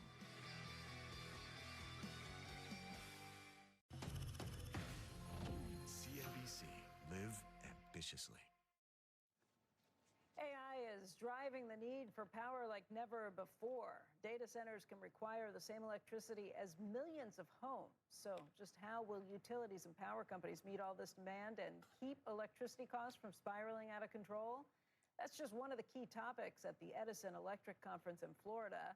And that's where Brian Sullivan will be live all day on CNBC. He joins us right now on this. Brian, that's a huge question. You got any answers that you've ferreted out so far? So far, and I will say this, based on your last conversation, Becky, I did make it out. I tweeted out a picture of my line of planes at Newark. Took many hours, but we did land. 90% of winning is just showing up, so I'm here. That said, let's talk about the topic du jour, and that is your point about all the power demand. That's why we're here, by the way. That's why pretty much every investment bank on Wall Street has a presence at this conference, because utilities are literally and figuratively where the money is at. All right, let's first off start talking about the money. Earlier today, we chatted with Drew Maloney. He was the CEO, or is the CEO, of the Edison Electric Institute, and I asked him a very basic question. When we talk about this AI build-out, how much money and power are we actually talking about? I mean, if you think about it, the electrical grid is the most critical engine that we have in America. If the electrical grid is not working, America doesn't work. So that's why our companies are investing more than $1 trillion over the next 5 years to make sure that we have the energy infrastructure that we need to reliably and affordably provide power to this growing economy. So, Becky, that's trillion with a T, $1.1 trillion. And that investment is probably one reason the utility stocks have done so well. As you very well know, because your friend Warren Buffett also likes to invest in utilities and energy, mostly you'd buy them for the dividend, right? You didn't get a lot of growth, but you got a nice fat dividend. That was kind of the trade-off. No. Not so much anymore. Look at the XLU. It is the third best performing sector in the S&P 500, just really behind any of the technology and AI stocks, communications, et cetera. It has printed money not just in the last year, but in the last 5 years as well. Oh, and most of these companies also paying a pretty good dividend. Hey, Brian, I've seen some statistics for residential power users, how much their rates have gone up over the last few years, especially if they're close to utilities. But do you have any national numbers on how much higher home electrical power rates have gone over the last year or two? I do, actually, and I'm going to say something, Becky, I actually can't believe I'm going to say, and I don't think I've ever said before. We're very lucky to live in New Jersey. Our electrical rates on, I know, I can't believe it either. Coming to Florida, that's what I say. Our power rates are actually relatively reasonable. I know they keep going up, and it's frustrating. It was an election issue on our gubernatorial race. But you look at like a California. California, they're basically 30 cents a kilowatt hour. Whereas in New Jersey, I know that I pay about 16.5 cents. Everybody kind of might pay different depending on their plan. I'm at 16.5 cents. Here's the key question, and one of the reasons that we're here, and in fact, I asked Drew Maloney about this exact issue, and we'll give you his answer in a second, which is the fear is that all these data centers, we all want AI, want to use ChatGPT and Claude and all this other stuff. The fear, though, is how much is the power demand from the data centers going to override or increase the cost of electricity demand across America? I actually asked Drew Maloney that question, and he said, well, it might get balanced out by how much those companies pay in. Listen to this. I think not only can it mitigate it, I think it can lower costs in a lot of areas and help stabilize the grid. I think it's a win-win for America. And not only that, but what they're doing in the local communities with the tax base to help roads, schools, firefighters, and everything. I think it's going to be a win-win for America. And Becky, that's it. Listen, if the data center companies, the quote-unquote hyperscalers, really just the Googles, the Amazons, the Microsofts, OpenAIs, whatever, if they don't pay in and people's rates start to climb rapidly, well, we'll see if that love for data center lasts. By the way, we have a great lineup all day long here at the EEI conference. We got Patty Poppe of PG&E, Pedro Pizarro of Edison International, the CEO of NextEra Energy, the CEO of Duke Energy, and one of the hottest stocks. He's not coming to the conference as a guest, but he's coming as our guest. That's called Hut 8. They were a Bitcoin miner turned sort of data center power provider. I guarantee you when he comes here, every investment banker in this place is going to come over to our set, because those are the kind of companies that are spending a lot of money and making a lot of money for the Wall Street firms that are here. Yeah. Hey, Brian, I'm trying to think of the closest that you can come up to with federal rules around something like this, and net neutrality is probably the closest I can come up with. I don't think we want a net neutrality for something like this where you get to use as much energy as you want, just like with the cable companies you could and data providers, you could suck up as much energy as you want. Netflix didn't get charged for any of that. It all kind of wore back down the line because these utilities were supposed to provide it. I don't think we want that in the case of electric utilities. I think it's a very good comparison, actually, because like with net neutrality, you're basically sending an electrical signal over a wire, effectively fiber optic cable or electrical power. It's kind of, I think it's very analogous. Permitting reform is the problem. Here's the reality. China, they're building a ton of coal. They're building solar too, nuclear. They're building everything out. Because they're an iron fist economy, they can just sort of take people's land and build out these things in a year or two. It's 8 years front to back, best case, to build anything, particularly nuclear, in the United States. If we want to meet our dreams, it's not just about money. I think the money is here. We've got the money. The problem, I think, to your point, is going to be the permitting. And if we don't get that sped up, the U.S. is at great risk of falling behind. And by the way, the AI complex is at risk because all this money that OpenAI and others are throwing around, that's all basically, these are energy deals. These are not AI deals. An AI deal is just an energy deal in disguise. We got to speed that up or we're going to fall behind. Brian, thank you. We'll be watching through the day. Sure.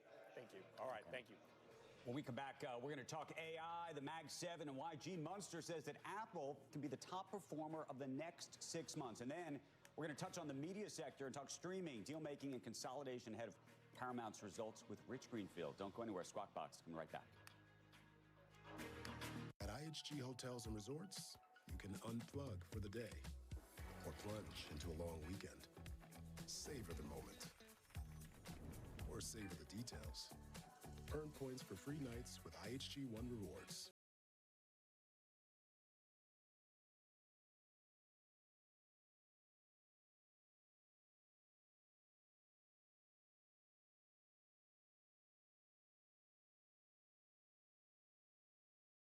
Meet Cancelina.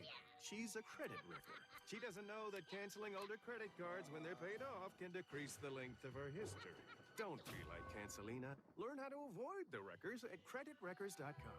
Credit One Bank for what's ahead. When logic bends, when certainties shatter, when left is right and right is left, which way do you turn? Go beyond the headlines. A trusted global perspective. The Economist. Know which way is up. At Western Alliance Bank, expert business banking is what we're all about. We deliver results by being nimble, adaptable, and focused on relationships. Access all the products, services, and strength of a top-performing national bank, plus the personalized attention and timely decision-making you've been missing. Move forward with confidence to conquer today's challenges and capitalize on tomorrow's opportunities.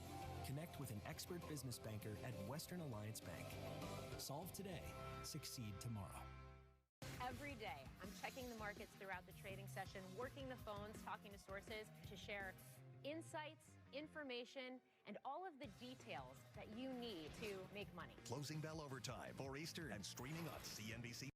Football fans are some of the most dedicated fans in sports. It's a fundamental quality we share, and that fuels every single order of our hand-battered chicken fingers. Wherever there's football, there's Raising Cane's. One love. Go Cowboys. It only takes a little flame to start. Hold it in your mind.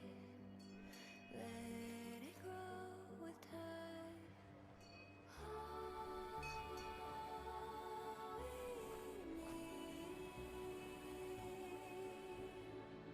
is a little light. Share a little light with me. Your shipping manager left to find themselves, leaving you lost. You need to hire. I need Indeed. Indeed you do. Sponsored jobs on Indeed are 2.5 times faster to first hire. Visit Indeed.com/hire. All right, our next guest thinks Apple will be the top-performing Mag 7 stock over the next 6 months. Joining us to talk about the tech sector is Gene Munster, Deepwater Asset Management. managing partner. How's your last couple of weeks been, Gene? Have you been white knuckles, or was it all as expected given the run-up we've seen in this sector? Well, I think the last week in terms of the shift from investors about how they think about AI and that overinvestment narrative really picking up steam, that's made my knuckles more white. I'm more cautious going into what NVIDIA, how that's going to be received on the 19th when NVIDIA reports. But more broadly is that if you kind of take a step back and think beyond this kind of concern about the overinvestment, I'm more encouraged over the past couple weeks in the earnings that, in fact, we're still early in this AI cycle, the AI trade. If you'd have asked me 3-6 months ago, I'd have said we're in the third inning. I think we're in the second inning now. I recognize that may feel a little bit out of touch with reality, just given all the concern about this. We're at the peak of a bubble. But holistically, Joel, I feel very good about where we're at relative to, most importantly, the demand. The demand piece is there, and we're still so early when it comes to applications. And I think that really played itself out in the last earnings period. We haven't even started to see the payoff from AI. I mean, all the excitement is about how much money the people, that are the companies actually building it out are going to use, going to need. That gets a little concerning probably, Gene, with how circular, we've talked about how circular it is. But if you think about the power and the eventual usage for AI, I waffle between as big as the internet, not as big as the internet, 10 times as big as the internet. Yeah, it's this well-traveled road about how big, how transformed it's going to be. And I would just kind of set the landscape here is that those who are more skeptical about the AI trade would say that AI is going to be transformative. They'll say that it's going to have a big impact on our lives, but they'll also say that it's going to fall short of expectations. And the camp that I'm in is belief that it ultimately is higher than expectations. So trying to guess what that expectation game is, where ultimately everything is kind of the art of this. I believe that there's a lot of concern about AI bubble. I believe that ultimately that is a good thing for the market right now. I think it's a bullish sign for the market. I was there 25 years ago. I remember what the dot-com conversation was, and there wasn't this kind of intensity in 98, 99, 2000 about this bubble. So at the most basic level, when I think about the transform, I think this is the central question investors should ask, is at what degree do you think AI will be transformative? The use cases so far are still relatively limited. We're still talking about coding and customer service as being the gold standard use case. Software companies have yet to realize the power of implementing this tool. And so I think that just the fact that the use cases are so limited today actually speaks to how bullish I am about where AI can go in the years to come. Tell me about Apple. You've been bullish all along, finally paid off with the most recent pullback, I guess, since the beginning of the year. Yeah, as you said at the top, this, I think, is going to be the top performing Mag 7 for the next 3 months. It's a total sleeper here, but effectively, the bar is low for AI. There's no question about that. If you look at the cadence of what's going on with the iPhone, the numbers still need to come up for fiscal 26. And most importantly is what's going to happen probably in March or April timeframe with this new Siri. If Apple makes good, and they have a history of making good on high-quality products, if they make good on what they have very clearly described about their vision of the next series, something that is AI-powered and personal and contextual, if they deliver that, I think that that's going to expand the multiple. And so I'm in the camp, there's a solid 20% upside to Apple shares over the next 3 to 6 months. And it's not even an AI trade at all, is it, or someday? So far, yeah. It's been about the iPhone over the past few quarters. And just to kind of quickly put that into context is that for 2 years, iPhone was basically flat. Starting in the June quarter, we got to 10% growth. It was 6% last quarter. They got it to 12%. So we're kind of going back to 10% growth. So effectively, they're really riding this huge upgrade pool from 2021 when the iPhone was up almost 40%. That's what's, I think, largely powering the iPhone right now. But more importantly, this AI piece is still largely hasn't been discovered. And I think you just take a big step. Maybe one thing to leave from our conversation today is the device side of AI really hasn't taken off. No one has a killer AI-powered phone that's out there. Apple hasn't done it. No one's done it. And I think you're going to see a resurgence around not only phone usage when AI actually becomes beneficial to it, but also a whole new class of devices. We do venture investing also at Deepwater, and we're seeing a ton of AI wearable hardware device companies. So I think you're going to see Apple kind of see this new renaissance around device interest powered by AI in the years to come. Okay. All right, Gene. Thank you. It's clear. All right. See you later. Thanks. Meantime, the reported credit card settlement that we told you about earlier, it is now official, folks. Visa and MasterCard have reached a deal with merchants over credit card interchange fees. By the way, this has been going on for years and years. As part of the settlement, the providers are going to lower the average credit interchange rate by 10 basis points for 5 years. Merchants will be able to choose whether to accept U.S. credit cards by category, commercial, premium, consumer, and standard consumer cards. And merchants will have more options to add surcharges. So we may see a complete shift in how we use credit cards at different stores, which ones they're going to accept, how it's going to work, what kind of benefits and loyalty programs are layered on top of some of these things. Of course, all this is happening amid the move to blockchain and stable coins and everything else, which, if successful, talk about 10 basis points, you should remove all basis points. Right, competition for sure. When we come back, we're going to talk about consolidation in the media landscape and what to expect from Paramount earnings tonight after the bell. Right now, though, as we head to a break, take a look at the chip stocks this morning. They're bouncing back in the pre-market. NVIDIA shares are up by 3.3%. AMD shares up by a similar amount. Take a look at this. The VanEck Semiconductor ETF posting its work week since April, its worst week since April. But now, this morning, it's up by 2.75%. Squawk Box will be right back. Oh, so you corporate types are rock stars? Well, that's as ridiculous as rock stars being corporate types. Workday's AI agents are making you all rock stars. Sorry, habit. Proceed. So that's a slide. Any questions? And now with Workday, we can manage our people and AI agents. I'm sorry. Who are they? Oh, interns. We're interns. Good night! I'll see you tomorrow.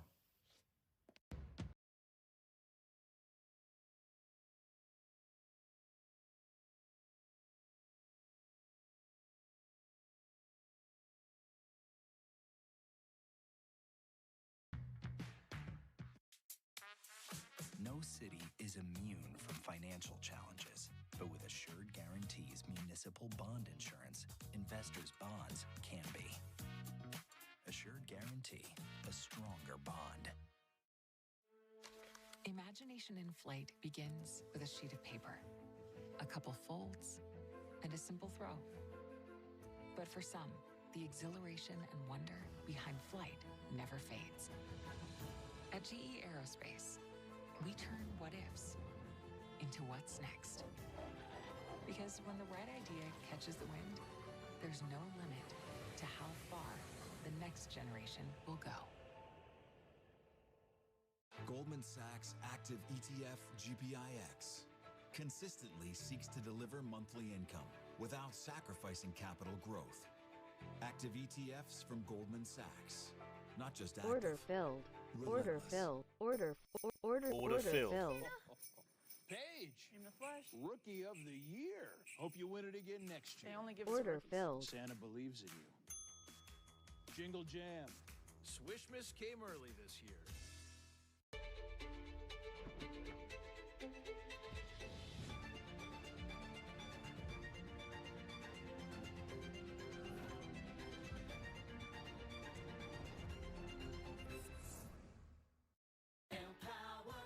So handsome.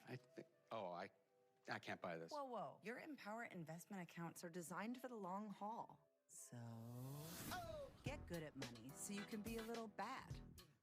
Empower. Buy the Dip with CNBC Pro's Best Deal of the Year. Market-moving news and interviews across 3 global live streams.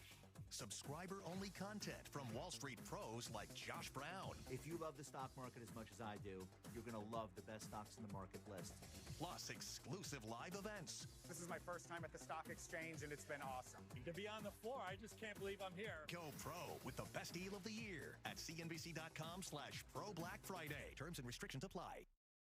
Welcome back to Squawk Box. Paramount Skydance set to report quarterly results. That's going to happen after the bell today. For some insights on what to expect and how the chessboard may move, want to get into all of it with Rich Greenfield, partner and co-founder of Lightshed Partners. Let's start with what you're expecting on the earnings, but maybe perhaps more importantly, what you think it portends as this merger chessboard seems to be evolving. You know, the crazy part, Andrew, and I'm sure you all and David have certainly reported extensively on the multiple approaches Paramount has made to Warner Brothers Discovery. And I think the big question investors want to understand is, can Paramount Skydance be successful Morning, guys. on its own? Let's start this race. Strategy predicated on needing to buy Warner Brothers, because within weeks of closing the Paramount transaction in August, it appears they were already on the prowl trying to buy Warner Brothers. And so the question is, it appears this was always a two-step process. The question obviously for investors is, how much does this matter to their ability to be successful? Good luck, guys. I'm gonna start it.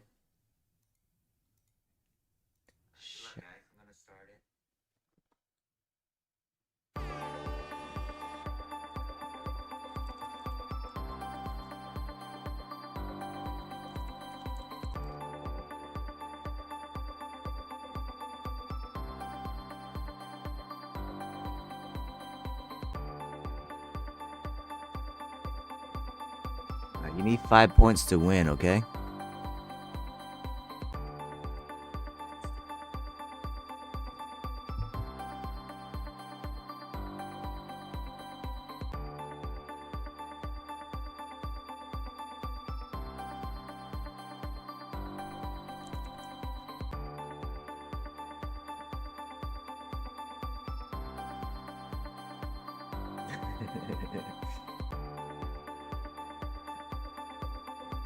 Job is a job.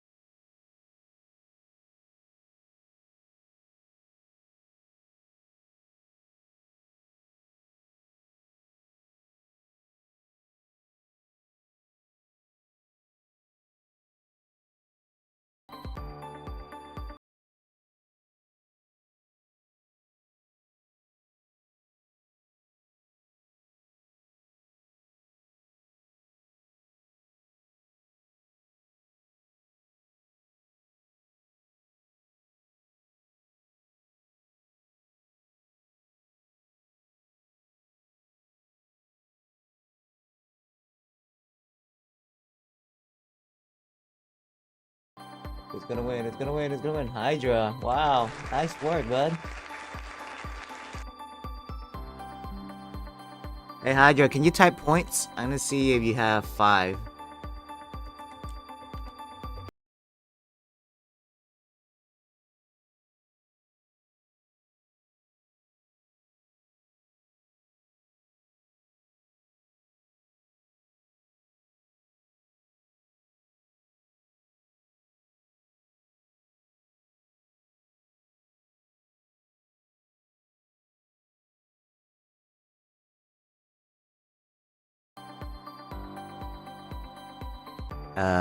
Well, let's see if he's here. Oh, he got 1 point, so we gotta redo it. So, sorry, guys. Yeah, you need 5 to win. So sorry. Redo.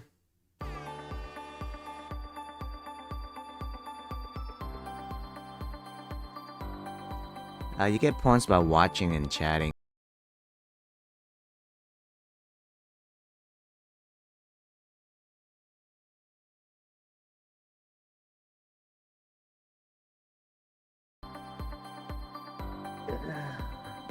Oh, Go is dipping?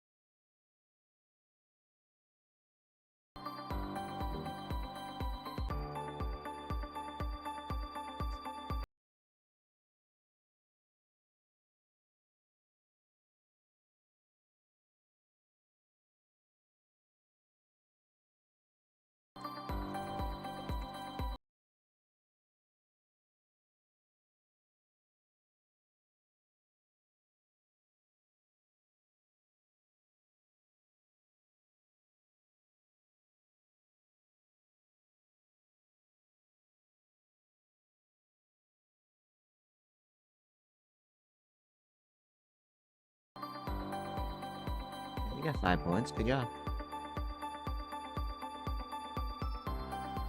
Come on, Tao. I want you to win.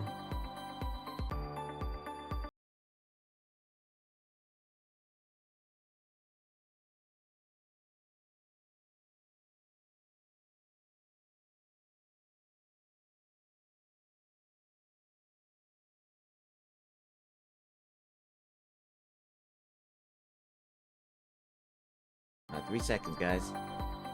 We got it. Wizzo.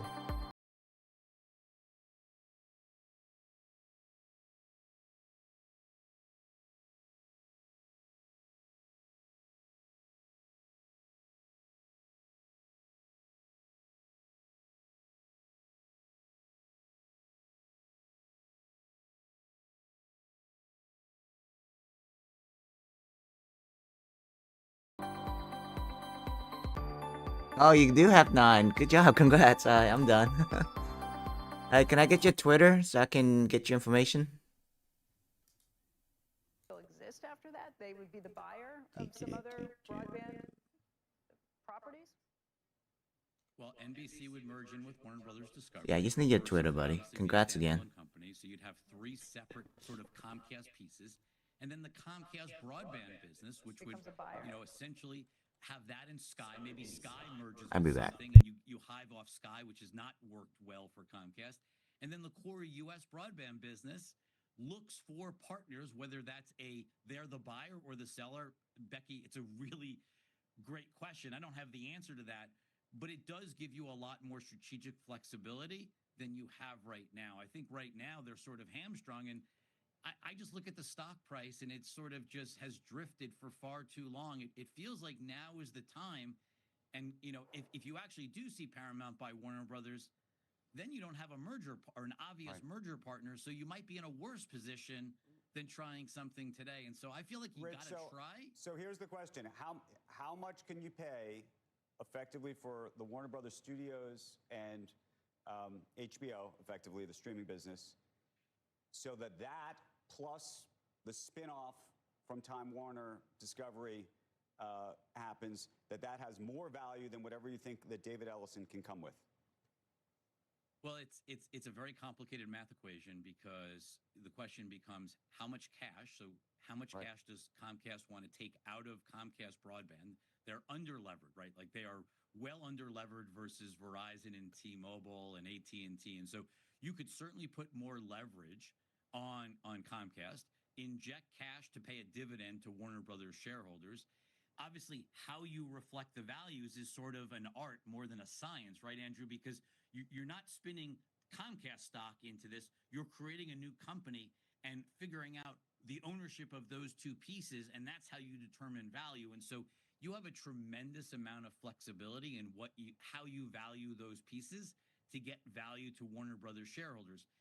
You can obviously do a lot of cash, but I would say a standalone studio company with essentially no cable networks other than maybe Bravo, but essentially a cable network-free company with studios, theme parks, and streaming assets.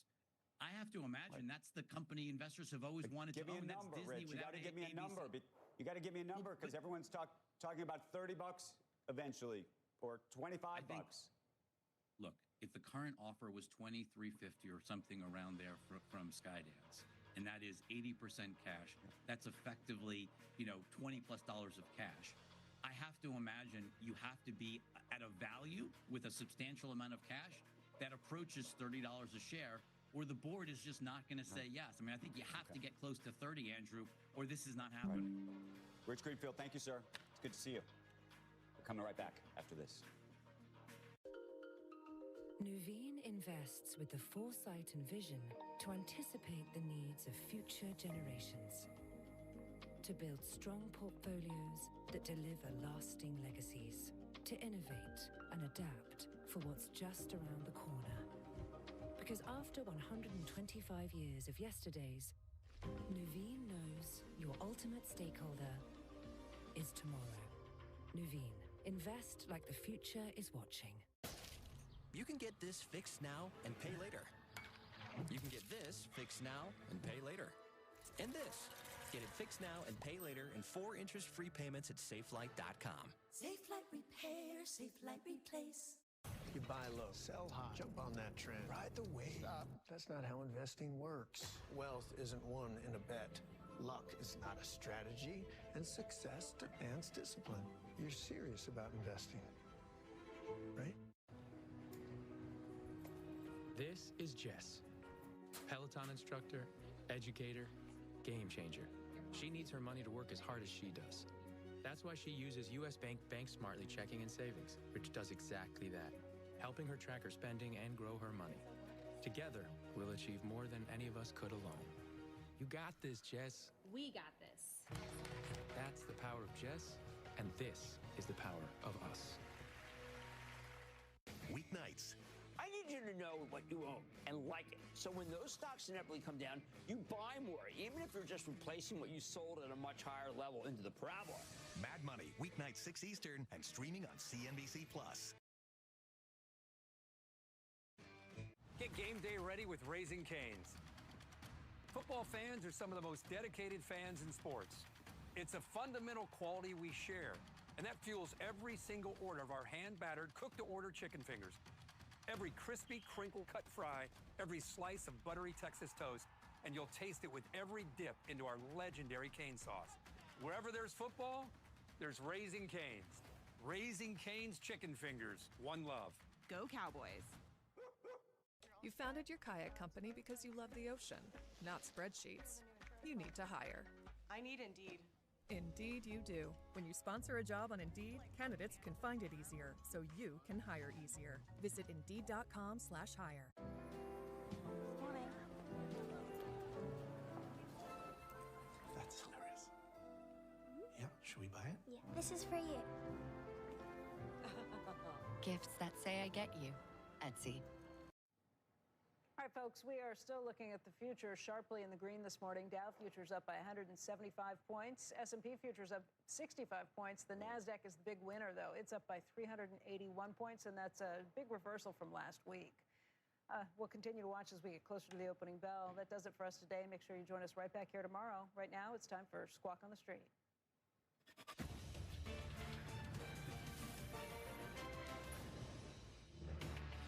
Good Monday morning. Welcome to Squawk on the Street. I'm Carl Quintanilla with Jim Cramer and David Faber at Post 9 of the New York Stock Exchange. Coming off the worst week since April, stocks trying to find some heart in last night's Senate vote that might carve a path to the end of the longest government shutdown in history. 10-year 411, VIX is still holding 18. Our roadmap begins with that shutdown. The longest, as we said, might be nearing an end as the Senate passes the first stage of this deal. Plus, a big reality check for the AI trade. Of course, tech stocks coming off one of the worst weeks they've seen in about 7 months. And Pfizer's the winner. Yep, that bidding war for Metsera could be a deal worth as much as $10 billion. Yes, we all do. We all have him. He'll be joining us right here at Post 9 very shortly. Albert Bourla, the CEO of the company. Let's begin with this tentative deal aimed at ending the shutdown. The Senate clearing this procedural hurdle with a 60-40 vote passed with 8 Democrats joining all Republicans except for one. Deal funds the government through Jan 30, would fully fund SNAP and reverse some of those attempted layoffs of federal workers. Does not guarantee the health care subsidies that Democrats have been pushing for, but there is the promise of a vote We're watching Rand Paul, whether he might slow walk this. And, of course, the House, Jim, is important, too. Well, we said last year that the end, 2 years ago, the shutdown ended because of flying and not enough air traffic controllers. Well, having been caught in the chaos where you're supposed to leave, you get to the airport at 9, and it turns out to be a.m. and you're on a red eye, this is not going to stand. There's just too many people ahead. Thanksgiving will not occur. If you're trying to fly to an airport, David, don't pay any attention to when it's going to leave or when it's supposed to land, because it's all fiction. We all have I mean, I have travel tomorrow. No, you're not. Take a car. Rent a car right now. It's hard to get to Denver with a car. I don't care. After Borla, you just get the hell out of here. Just leave. Yeah. And then later in the week as well. Yeah, no, yesterday was a disaster for many people trying to get anywhere, and we've all heard the stories. You were obviously dealing with it firsthand. So you think that's the reason this gets done? Oh, yeah. I mean, look, I want to vote against everyone. Anyone who's close has got to fold. And the Democrats can make make it a total referendum if they want to. Well, they are. They might just force another one at the end of January. To your point about travel, 2,800 cancellations yesterday, 10,000 delays. That's 4 straight days of 1,000 or more cancellations. And I think what happens is that there gets to be a mood, and the mood is one of not only do you not want to spend, you don't want to go, you're thinking that your whatever plans you have should be canceled. And I think that that's kind of why we can rally so much, because it just seemed like that by the day, consumer confidence was going down. And it turns out that I think people like to visit family. And you look at those 4, well, those 4, everything they post is kind of meaningless. Yeah. We did have that UMISH print on Friday, second lowest of all time. Also a discussion Friday, Jim, about how the market has not done as well as it usually does during a shutdown. Essentially flat. Look, I was one of those guys that said, you know what, after shutdown, things are good. We've never really had this much rancor in Washington. And, you know, David, my main misjudgment is the hatred everyone has toward the government right now and trying to find anybody you like. And, you know, it's just about who you like less. Yeah, I think that could be said many times, but certainly now at this time. It's visceral. I mean, you look at those states where the Democrats are caving. I think those are states where those people could all lose their job, and you're never allowed to lose your job. It's the Senate, David. You don't quit. You don't get voted out of the Senate. Those are lifetime appointments, aren't they? No, it's every 6 years, and there are some competitive, competitive races. Well, I'm just saying that this is Charles Grassley. He has been in that. I could run against anybody in this environment and win by saying, "Listen, I was there. I was at the airport." Now you tell me, could you have run for mayor? It's a little late. David, I wasn't saying anything about the city, but you couldn't. No, I couldn't help myself. Well, meanwhile, though, that is one of the nicest combinations. Look how beautiful that is. So, Mandami, you have to switch to clothes immediately because it's way too controversial. I don't know. I'm looking right at it. It's just beautiful. Yours is okay. What is that? Mine's nothing. That's beautiful. Christ. Do we have a plastics company one today? This is Solstice. You know, they just came public. The spin-off of Honeywell. Holy cow! Special materials. It's the rare earths from China. That's a health I got them. I've got them. It's asbestos. I am wearing the rare earths. This is really scary. Let's get to Emily Wilkins on Capitol Hill with more on what's next for the shutdown. Emily, Jim's right. We're watching names like Tim Kaine, Shaheen, even I think Durbin as well, and we'll see how angry House Dems are. I mean, Carl, there's definitely frustration here, but let's focus for a second on just what is next. I mean, we do know that there are going to be more votes in the Senate. The House is going to have to come back. They're going to have to vote on this. Timing is still up in the air because you need consensus and agreement to move in the Senate, but some of the lawmakers and folks who I've talked up here on Capitol Hill expect that the shutdown could be done before the end of the week. Now, obviously, the beginning of the end came last night. You saw those 8 Senate Democrats. They joined with nearly all Republicans, hit that 60-vote threshold we've all been waiting for, and start to move this bill to fund the government. So the agreement here would be funding part of the government. That includes SNAP, that includes veterans, that includes agriculture. This would be for the rest of the 2026 fiscal year, so all the way until next September. On the other half, the rest of the government would just be continuing current levels of funding until January 30th. Of course, We'll see there if we wind up getting into another shutdown. Meanwhile, it does reverse those attempted firings of federal employees that happened at the start of the shutdown, and it would, yes, give all federal employees the back pay. And Democrats are promised a vote on extending the health care tax credits by the second week of December, and that will be on whatever bill the Democrats want to put forward. That's what Thune said last night. Now, we are expecting that those health care tax credits are still going to be a battle because many other Democrats, including Senate Minority Chuck Schumer, they were livid that the shutdown is going to end with no concrete deal on those tax credits. I must vote no. This health care crisis is so severe, so urgent, so devastating for families back home that I cannot in good faith support this CR that fails to address the health care crisis. Now, a number of Republicans I've spoken with in the Senate, they are willing to find some sort of deal on at least partially extending those tax credits, but it still remains to be seen whether the House or Trump are even going to want to back a limited extension. Remember, for a lot of House Republicans, this is Obamacare, and they do not want to vote on it in any way, shape, or form. Guys? Emily, as far as the mechanics of reopening, the market's really interested in when we might get what would probably be an avalanche of data. Would that ostensibly come next week? You know, Carl, some of that data has been seen around, say, the September jobs report. That was been ready to go for a while. It comes in terms of the collection, though. We know that that was limited during the month of October. But for November, we're kind of right on track. I mean, they start collecting data for the jobs around this time of the month. So we could wind up seeing those numbers sort of be firm, be to the quality that we kind of expected. It will be interesting, though, to see what happened with those numbers that were happening during the month of October, because it's not clear exactly how many folks were in BLS gathering that data, compiling that, and exactly what the quality of those numbers are going to be. Finally, to Jim's point, and to the memory of the 2019 end of the shutdown, that was sort of prodded by travel. Is there a lot of discussion that that was a big part of this dynamic last night? I think the travel was part of it. The fact that federal employees haven't been paid is a part of it. The fact that there was all that back and forth, the will they, won't they with the food snaps in the courts, I think that was a part of it. You also had a number of Democrats just come out, those 8 who wound up voting for this, and saying, look, we've been waiting for Republicans to see if they can give us a little bit more on this. It's been clear they're not going to start discussions on health care until the shutdown is over. This is the best deal that we're going to get, and we need to go ahead and take it because Americans are feeling the pain. And I think that, to your point, the pain was a real part of it, but I think there was also a sense that they had gone about as far as they could go with the holdout strategy and that they had to try something new.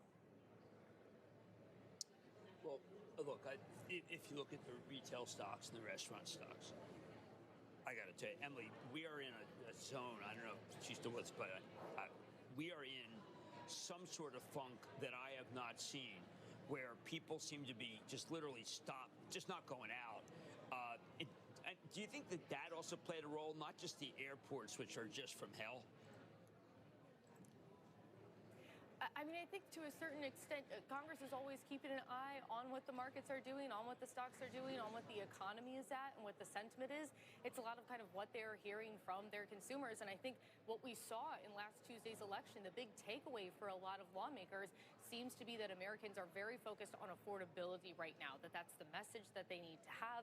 That's how Democrats claim that they were able to win in Virginia and New Jersey. And it's now you're seeing the White House pivot and say that they're going to be focusing more on that messaging in the run up to the midterms. Emily, thanks. Emily Wilkins, we'll come back to you later this morning as we watch the next developments in this stage of a possible reopening. Meantime, markets on track to begin the week on a positive note. Jitters about AI valuations did result in the worst week last week for the NASDAQ, as David said, since the spring. NVIDIA, Jim, did crack the 50-day Friday, but closed on the highs. Right, and I know that Melius, I got to tell you, Ben Rice says a piece which talks about why you should stay in. There's a terrific piece by Citi. Obviously, we're going ahead. We're going toward the earnings. I mean, David, is it the key stock of this market? I would say that AI, which doesn't exist, OpenAI is the key. And Sam Altman turns out to be, I would say, the chief villain of this market. If you go into a bear market, if you go into a big decline, it's because of that one person. Because there isn't anything they say that's any good anymore. Well, I don't know if I agree with that. Why? but you're certainly right that last week OpenAI was leading the headlines, whether it was Altman. And by the way, we were all over these stories. Altman's response to Gerstner on the podcast from last week in terms of when he asked a very simple question about you're going to spend $1.4 trillion, your revenues. Now they tell us, by the way, OpenAI's run rate is $20 billion a year. Yeah. We caught that late last week. Right. And then Sarah Fryer's comments, which were walked back. You're right. There is a lot of focus on that company because it is in some way reflective overall of the AI ecosystem. And whether or not so many of the commitments it's made will be fulfilled as a result of an incredible move up in revenues that are anticipated. And as last week ended, we did get that post from Mr. Altman indicating, hey, we're at a $20 billion a year run rate already and moving up from there. Oh, $20 billion. I mean, look, you that is the revenues at OpenAI. I mean, look, you gave us a story about the Oracle bot. Yes, the CDS from That was Oracle, perhaps that was as telling as Sarah Fryer's alleged gaffe. Yeah. We're going to continue to have these questions. At the same time, we're going to continue to see advances, and we're going to be trying to measure the impact AI is having in the enterprise, which gets back to the bigger question, of course, of the return on all that invested capital. Did Altman both for the consumer and the enterprise? Did Altman make Karp look like a bit of a gentleman and a politician, maybe a diplomat? That answer. Diplomat, that's hard to do. Well, I don't know. It was pretty close. Yeah. Because Altman, that was a strange answer. It's a very strange answer. I'm sure Alex Karp said. That's why That's why the market made a lot of it last Alex week. Karp looked like Cary Grant. Fortunately, it didn't happen here. It happened on somebody else's podcast. But that's the way things go these days. When we come back this morning, Pfizer's Albert Bourla is with us on that deal to buy Metsera after winning the bidding war with Novo Nordisk. Squawk on the Street continues in just a moment.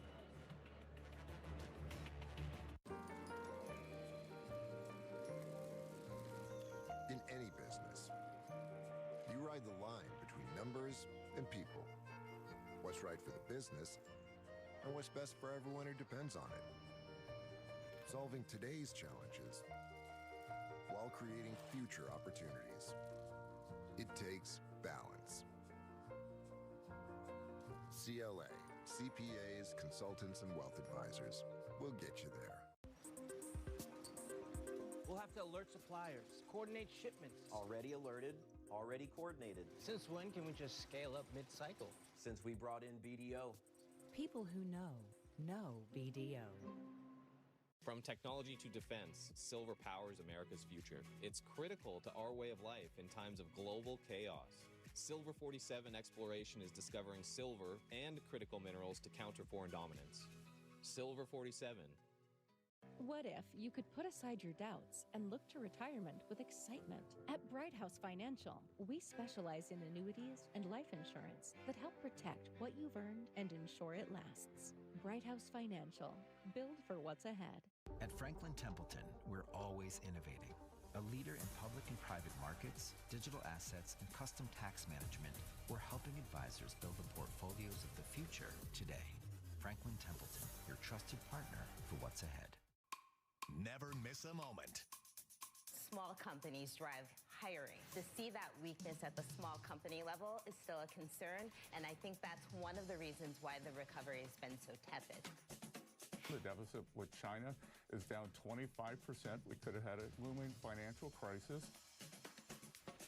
The average American believes AI is happening. They're just not sure if it's going to happen for them. You can't just have GDP growth for us and no.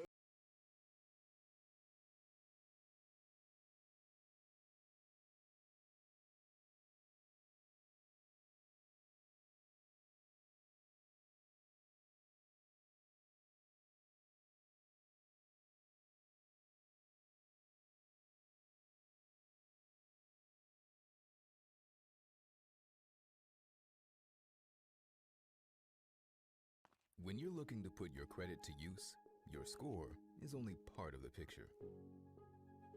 You can count on Credit Karma to go beyond your number. Because we analyze thousands of data points and go deeper into the factors credit card companies use, so you can know your approval odds before you apply. Giving you more confidence in how lenders see you right now. Download Intuit Credit Karma to get started. Pfizer's up to $10 billion deal to buy Metsera ended a fierce bidding war with Novo Nordisk. It's a move aimed at establishing Pfizer in the very fast-growing market for obesity drugs. Joining us now in a first-on CNBC interview to discuss the deal, and who knows what else, of course, is the company's chairman and CEO, Albert Bourla. Nice to have you here. Thank you for having me, David. From your original deal to where you ended up, I think you're paying another $2.1 billion. Why was it worth it to you to spend that additional money, Albert, and why should it be worth it to your shareholders to own this company? This is probably one of the most exciting advanced portfolios in this very fast-growing market, the obesity. We've looked everything in the US, in Europe, in China, everywhere. And we came to the conclusion that this was the one that in our hands can develop significant value. And we did it. What is it about it in your hands that you believe will create significant value? And by the way, Metsera shareholders will benefit from that as well with the contingent value right that is a part of the deal if certain metrics are hit in terms of approvals for phase 3 things and things of that nature. Pfizer is a powerhouse in primary care. We know how to run very big, complicated studies, particularly in metabolic, cardiovascular comorbidities. We are a powerhouse commercially in promoting this type of medicines. And even more importantly, we are a powerhouse in manufacturing, which, as you know, has been in multiple cases the bottleneck for something like that. So we are having the right to win. All we wanted was the right portfolio because, unfortunately, ours didn't work. So now we have it. All right. How likely do you think it is that you'll be paying out the full CVR, meaning that all the targets will be met in terms of the approvals for these drugs? I think we'll pay the entire CVR. You do? Why? Yes. Because I have seen data, and I think that the probability that those molecules will succeed and get approval is very, very high.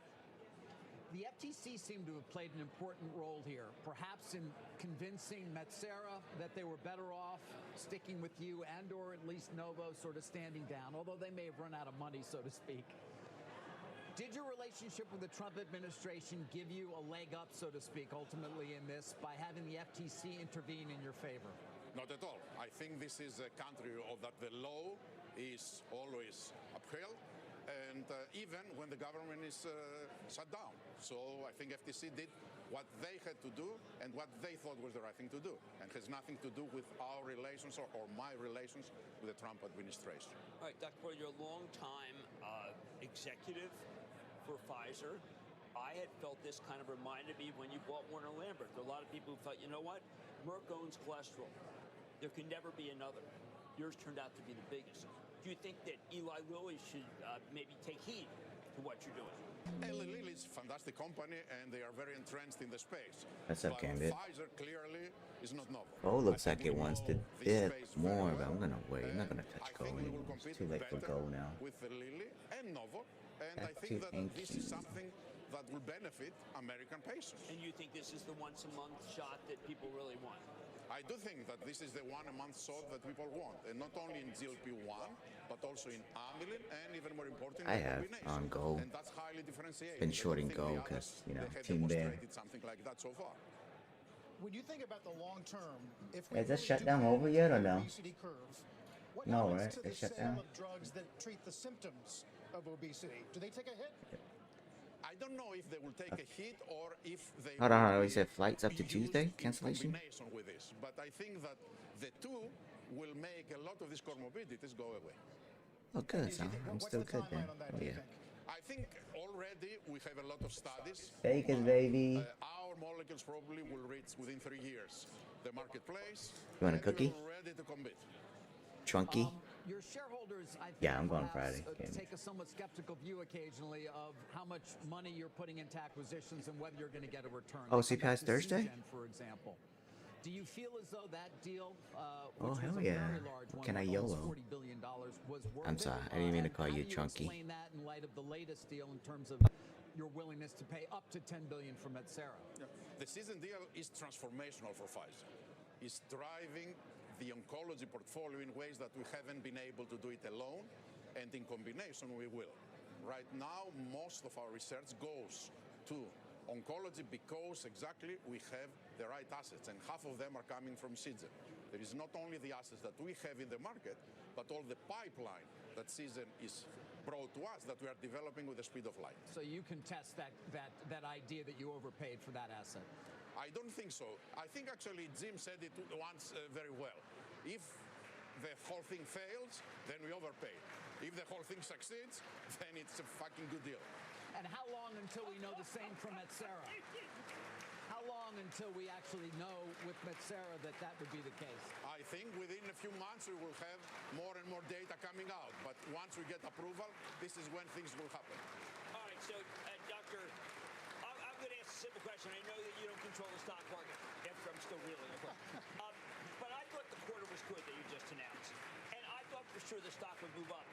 What is it, do you think, that is keeping the stock canceled at a 7% yield with a great balance sheet and a lot of good stuff in the pipe? I find it unfathomable that your stock is still where it is. Yeah. First of all, let me agree with you violently that the stock is undervalued right now.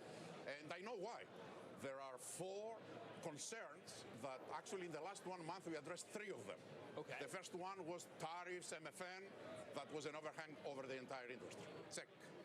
The second one was that we had very high exposure on COVID as Pfizer. If COVID revenues goes down, that could have a detrimental effect in our EPS. Guess what? This was a quarter with very, very low COVID, and despite that, we were able to beat 36% the analyst on EPS. Why? Because we have other initiatives that were able to make COVID irrelevant for our business. The third one was that after we had 2 failures in the lucrative market of obesity, what is your strategy, Pfizer? Now we know what is our strategy, and I think also this is a check. And the last one, it is that we have an LOE wave. And I'll tell you one thing. We did I read the report that Cowen actually put out there, Steve Scala, that analyzed 35 years of LOE waves and how the stock market responds to that. The stock price starts reflecting the LOE 6 years before, reaches the bottom 2.5 years before the LOEs. And then during the LOEs goes up. We are about to enter the LOEs, and I think that's our year, next year. All right.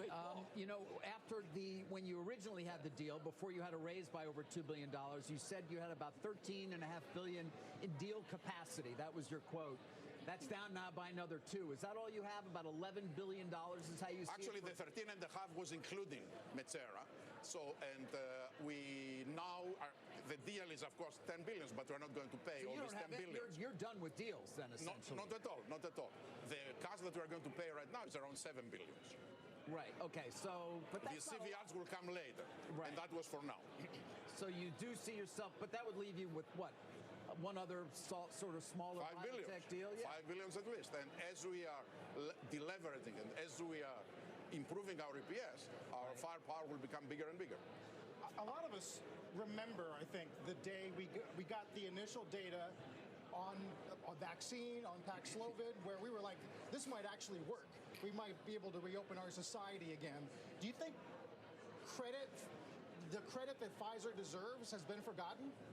No, I think Pfizer and me personally were soured with awards, recognition, and gratefulness. And even now, I just came to see, and the person on the floor told me, thank you, you saved my father's life. The stock market is a different animal. I think when we were working to save the world, others were working on obesity. And I think that was an opportunity cost for us. Yeah. But we are a company that knows how to execute. And right now, as we did very well with the COVID franchise, we're going to do with obesity, with cancer, with vaccines. And even if Trump RX means you have to only can charge $149 a month, will that still mean you can make money on these drugs? I think the prices that we saw through the announcements of Lilly and Novo were the prices that we were calculating in our analysis for the Metsera bill. They are? Yes, okay. Very close. Dr. Bourla, always good to have you. Thank you for joining us. Thank you very much. Absolutely. Thank you, thank you. Albert Bourla, CEO of Pfizer. One more look at the pre-market as we get this Monday underway. Don't go anywhere. Buy the dip with Pro's best deal of the year, including exclusive access to Pro Live events. This is my first time at the stock exchange, and it's been awesome. Go Pro at cnbc.com/Pro Black Friday. Terms and restrictions apply.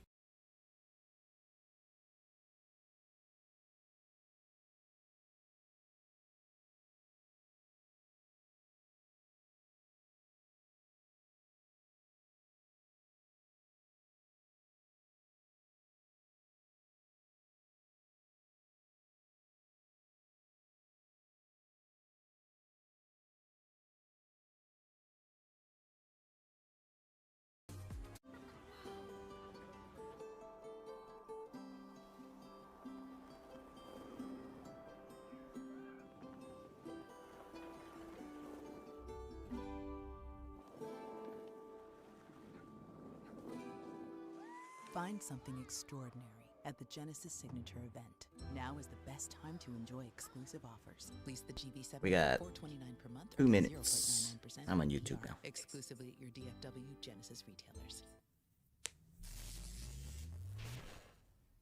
A heart attack? Do they have life insurance? No, But we have life insurance. John. I'm trying to find something we can afford.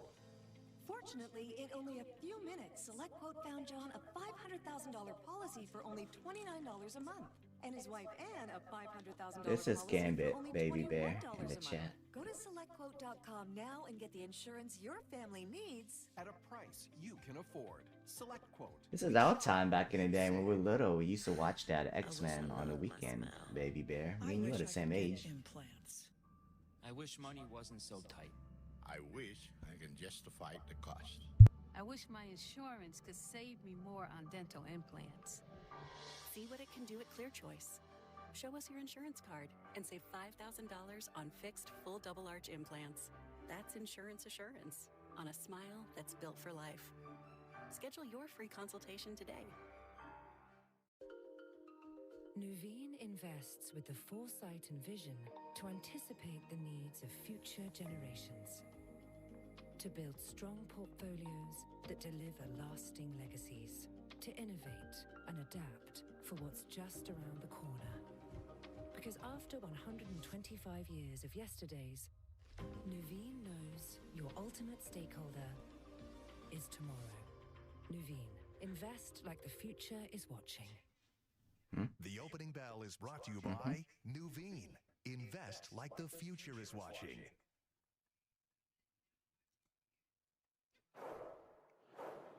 All right, we got a little time for a quick mad dash to start the week. What do you got? Thank you. It looks like it wants to go down at open, but I can't tell. It's not in No. Maybe. We'll see. Michael Traders from the Bitcoin world. It's also from the Wall Street world. He has borrowed a lot of money, as you know, in order to Shut up, Lynn. Jensen Wong thinks he is. Jensen Wong thinks he's great. But he reports tomorrow. We are so fortunate to have him because What is Milk? I haven't seen Milk in like a couple weeks. maybe it's okay to take I don't know if you heard Albert talk about what I said. Mugo got a job finally. Doesn't work because of loss of exclusivity. Yeah, what he was saying, LOEs, he meant loss. Come on, dip it, baby. Yeah. I won the 500. Similar situation with Michael. What's bot? Is bot gonna short anytime soon? Nope. No short from bot. A lot of it comes back to the depreciation of GPUs. Order filled. Order submitted. Is it 5 years? Is it 7 years? Is it 2 years? Well, at 40, it was a good debate. At 110, I don't know. But it does matter. Tomorrow, bulenox will be deducted.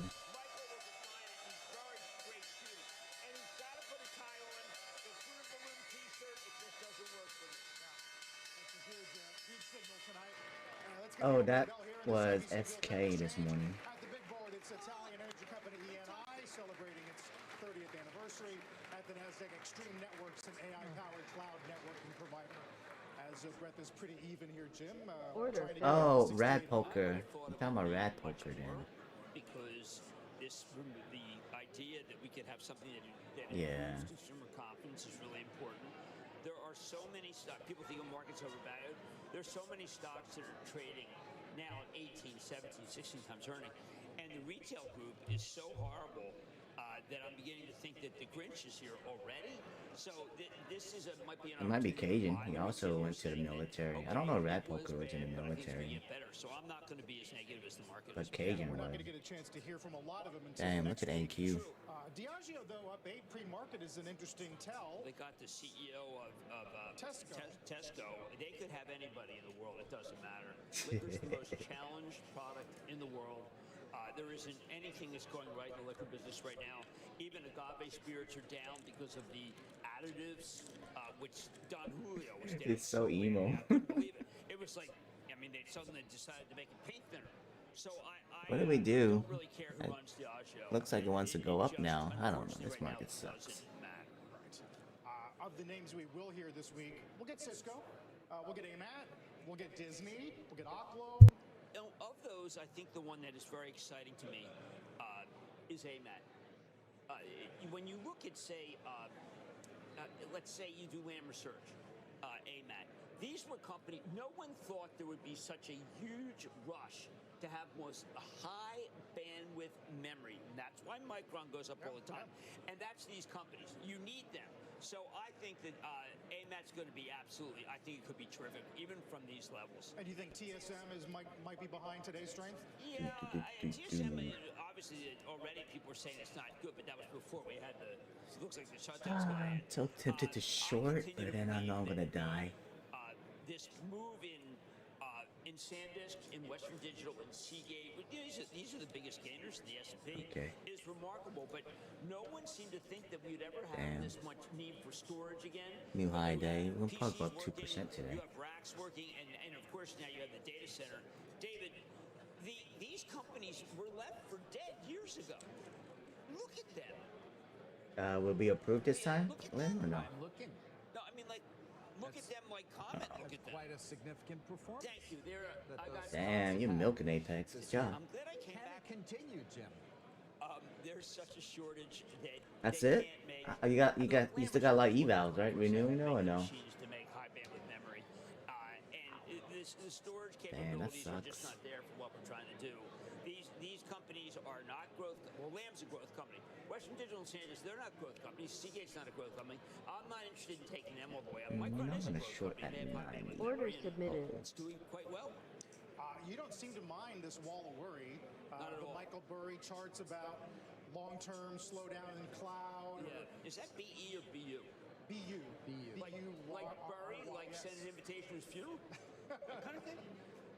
There's a piece on the tape this morning about some data center projects Order in submitted. California that are sitting dormant. Wow, because pretty they choppy don't have open. power, and they probably won't have power for a couple of years. I don't know. Patty Poppy told me that they have more than a Pacific Gas and Electric. That's a nice short on gold though. They have Fuck. power to be able to power so many more data centers. So what these guys ought to do is figure out how to hook into that. I don't know. I mean, all I'm seeing is Sweden is going back to nuclear power. The nuclear power is so important right now. There's a division of Honeywell that was spun off. Nuclear power is important, and it will actually be producing power in 5, 7, 8, 10 years. People talking about moving that up. Oh, really? Yeah. Because what are they going to do? Suspend the laws of physics? What's the plan? I didn't take that class. GE Vernova is talking about 2029. They're moving it up. I'm just moving it up. And also, Carl, you know what? I told you to be ready, but now I can move it up. I can next year. I'm going to have next year. This is not a Order Were you filled. wrong? Oh shit, I went short. No, people talking about Order submitted. People talking about the TVA. People are talking about it. They are. Who are you? I heard people talking. Okay, I'm gonna just. I don't know. People say we're gonna have. I'm gonna have. There's gonna be nuclear power plant right down the street. It's gonna be ready in 4 weeks. If you don't listen to me, I'm gonna punch you. Okay? I always, when you pivot your chair away, that's when we know. I was signing bottles for my wife. He's Half the people want to know how much do you hate him really. I always said, like, I love his mother. Okay, so let's go back here. David. Yes, sir. Damn it, fucking market. Why you gotta pump when I short? The electricity's gonna go up. Power is the gating issue. I hate November now. November's like my December, my October. It's so bad for me. I'm already over budget and spending. For the next generation, the Vera Rubin, for NVIDIA, the amount that's needed for the Feynman. And that's I know. Dude, this is just a second week. It's just going to continue. At least payouts tomorrow for me. Now that said, no one knows anything in terms of the Not real bulenox. progress of Still AI waiting and on the what's money. going to happen and what's going to be invented and what conceivably will change that. But right now, yes, like that. Well, and then we have the look. We sit there and we think that the Chinese we're nanoseconds with the Chinese. Jensen Huang. They're allowed to spend all they want. They can do whatever they want, but not us. We got to be careful. We need to spend.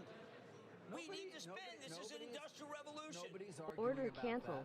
That's true, and the Chinese are seen as potentially advantaged because they can build things more quickly. We can't let them win. They also have technology. Apparently, they can build nuclear power plants with a quicker amount of time. Still takes, what, 5 years? Hi guys, I'm gonna end the stream. Market is boring. Toodles. We do.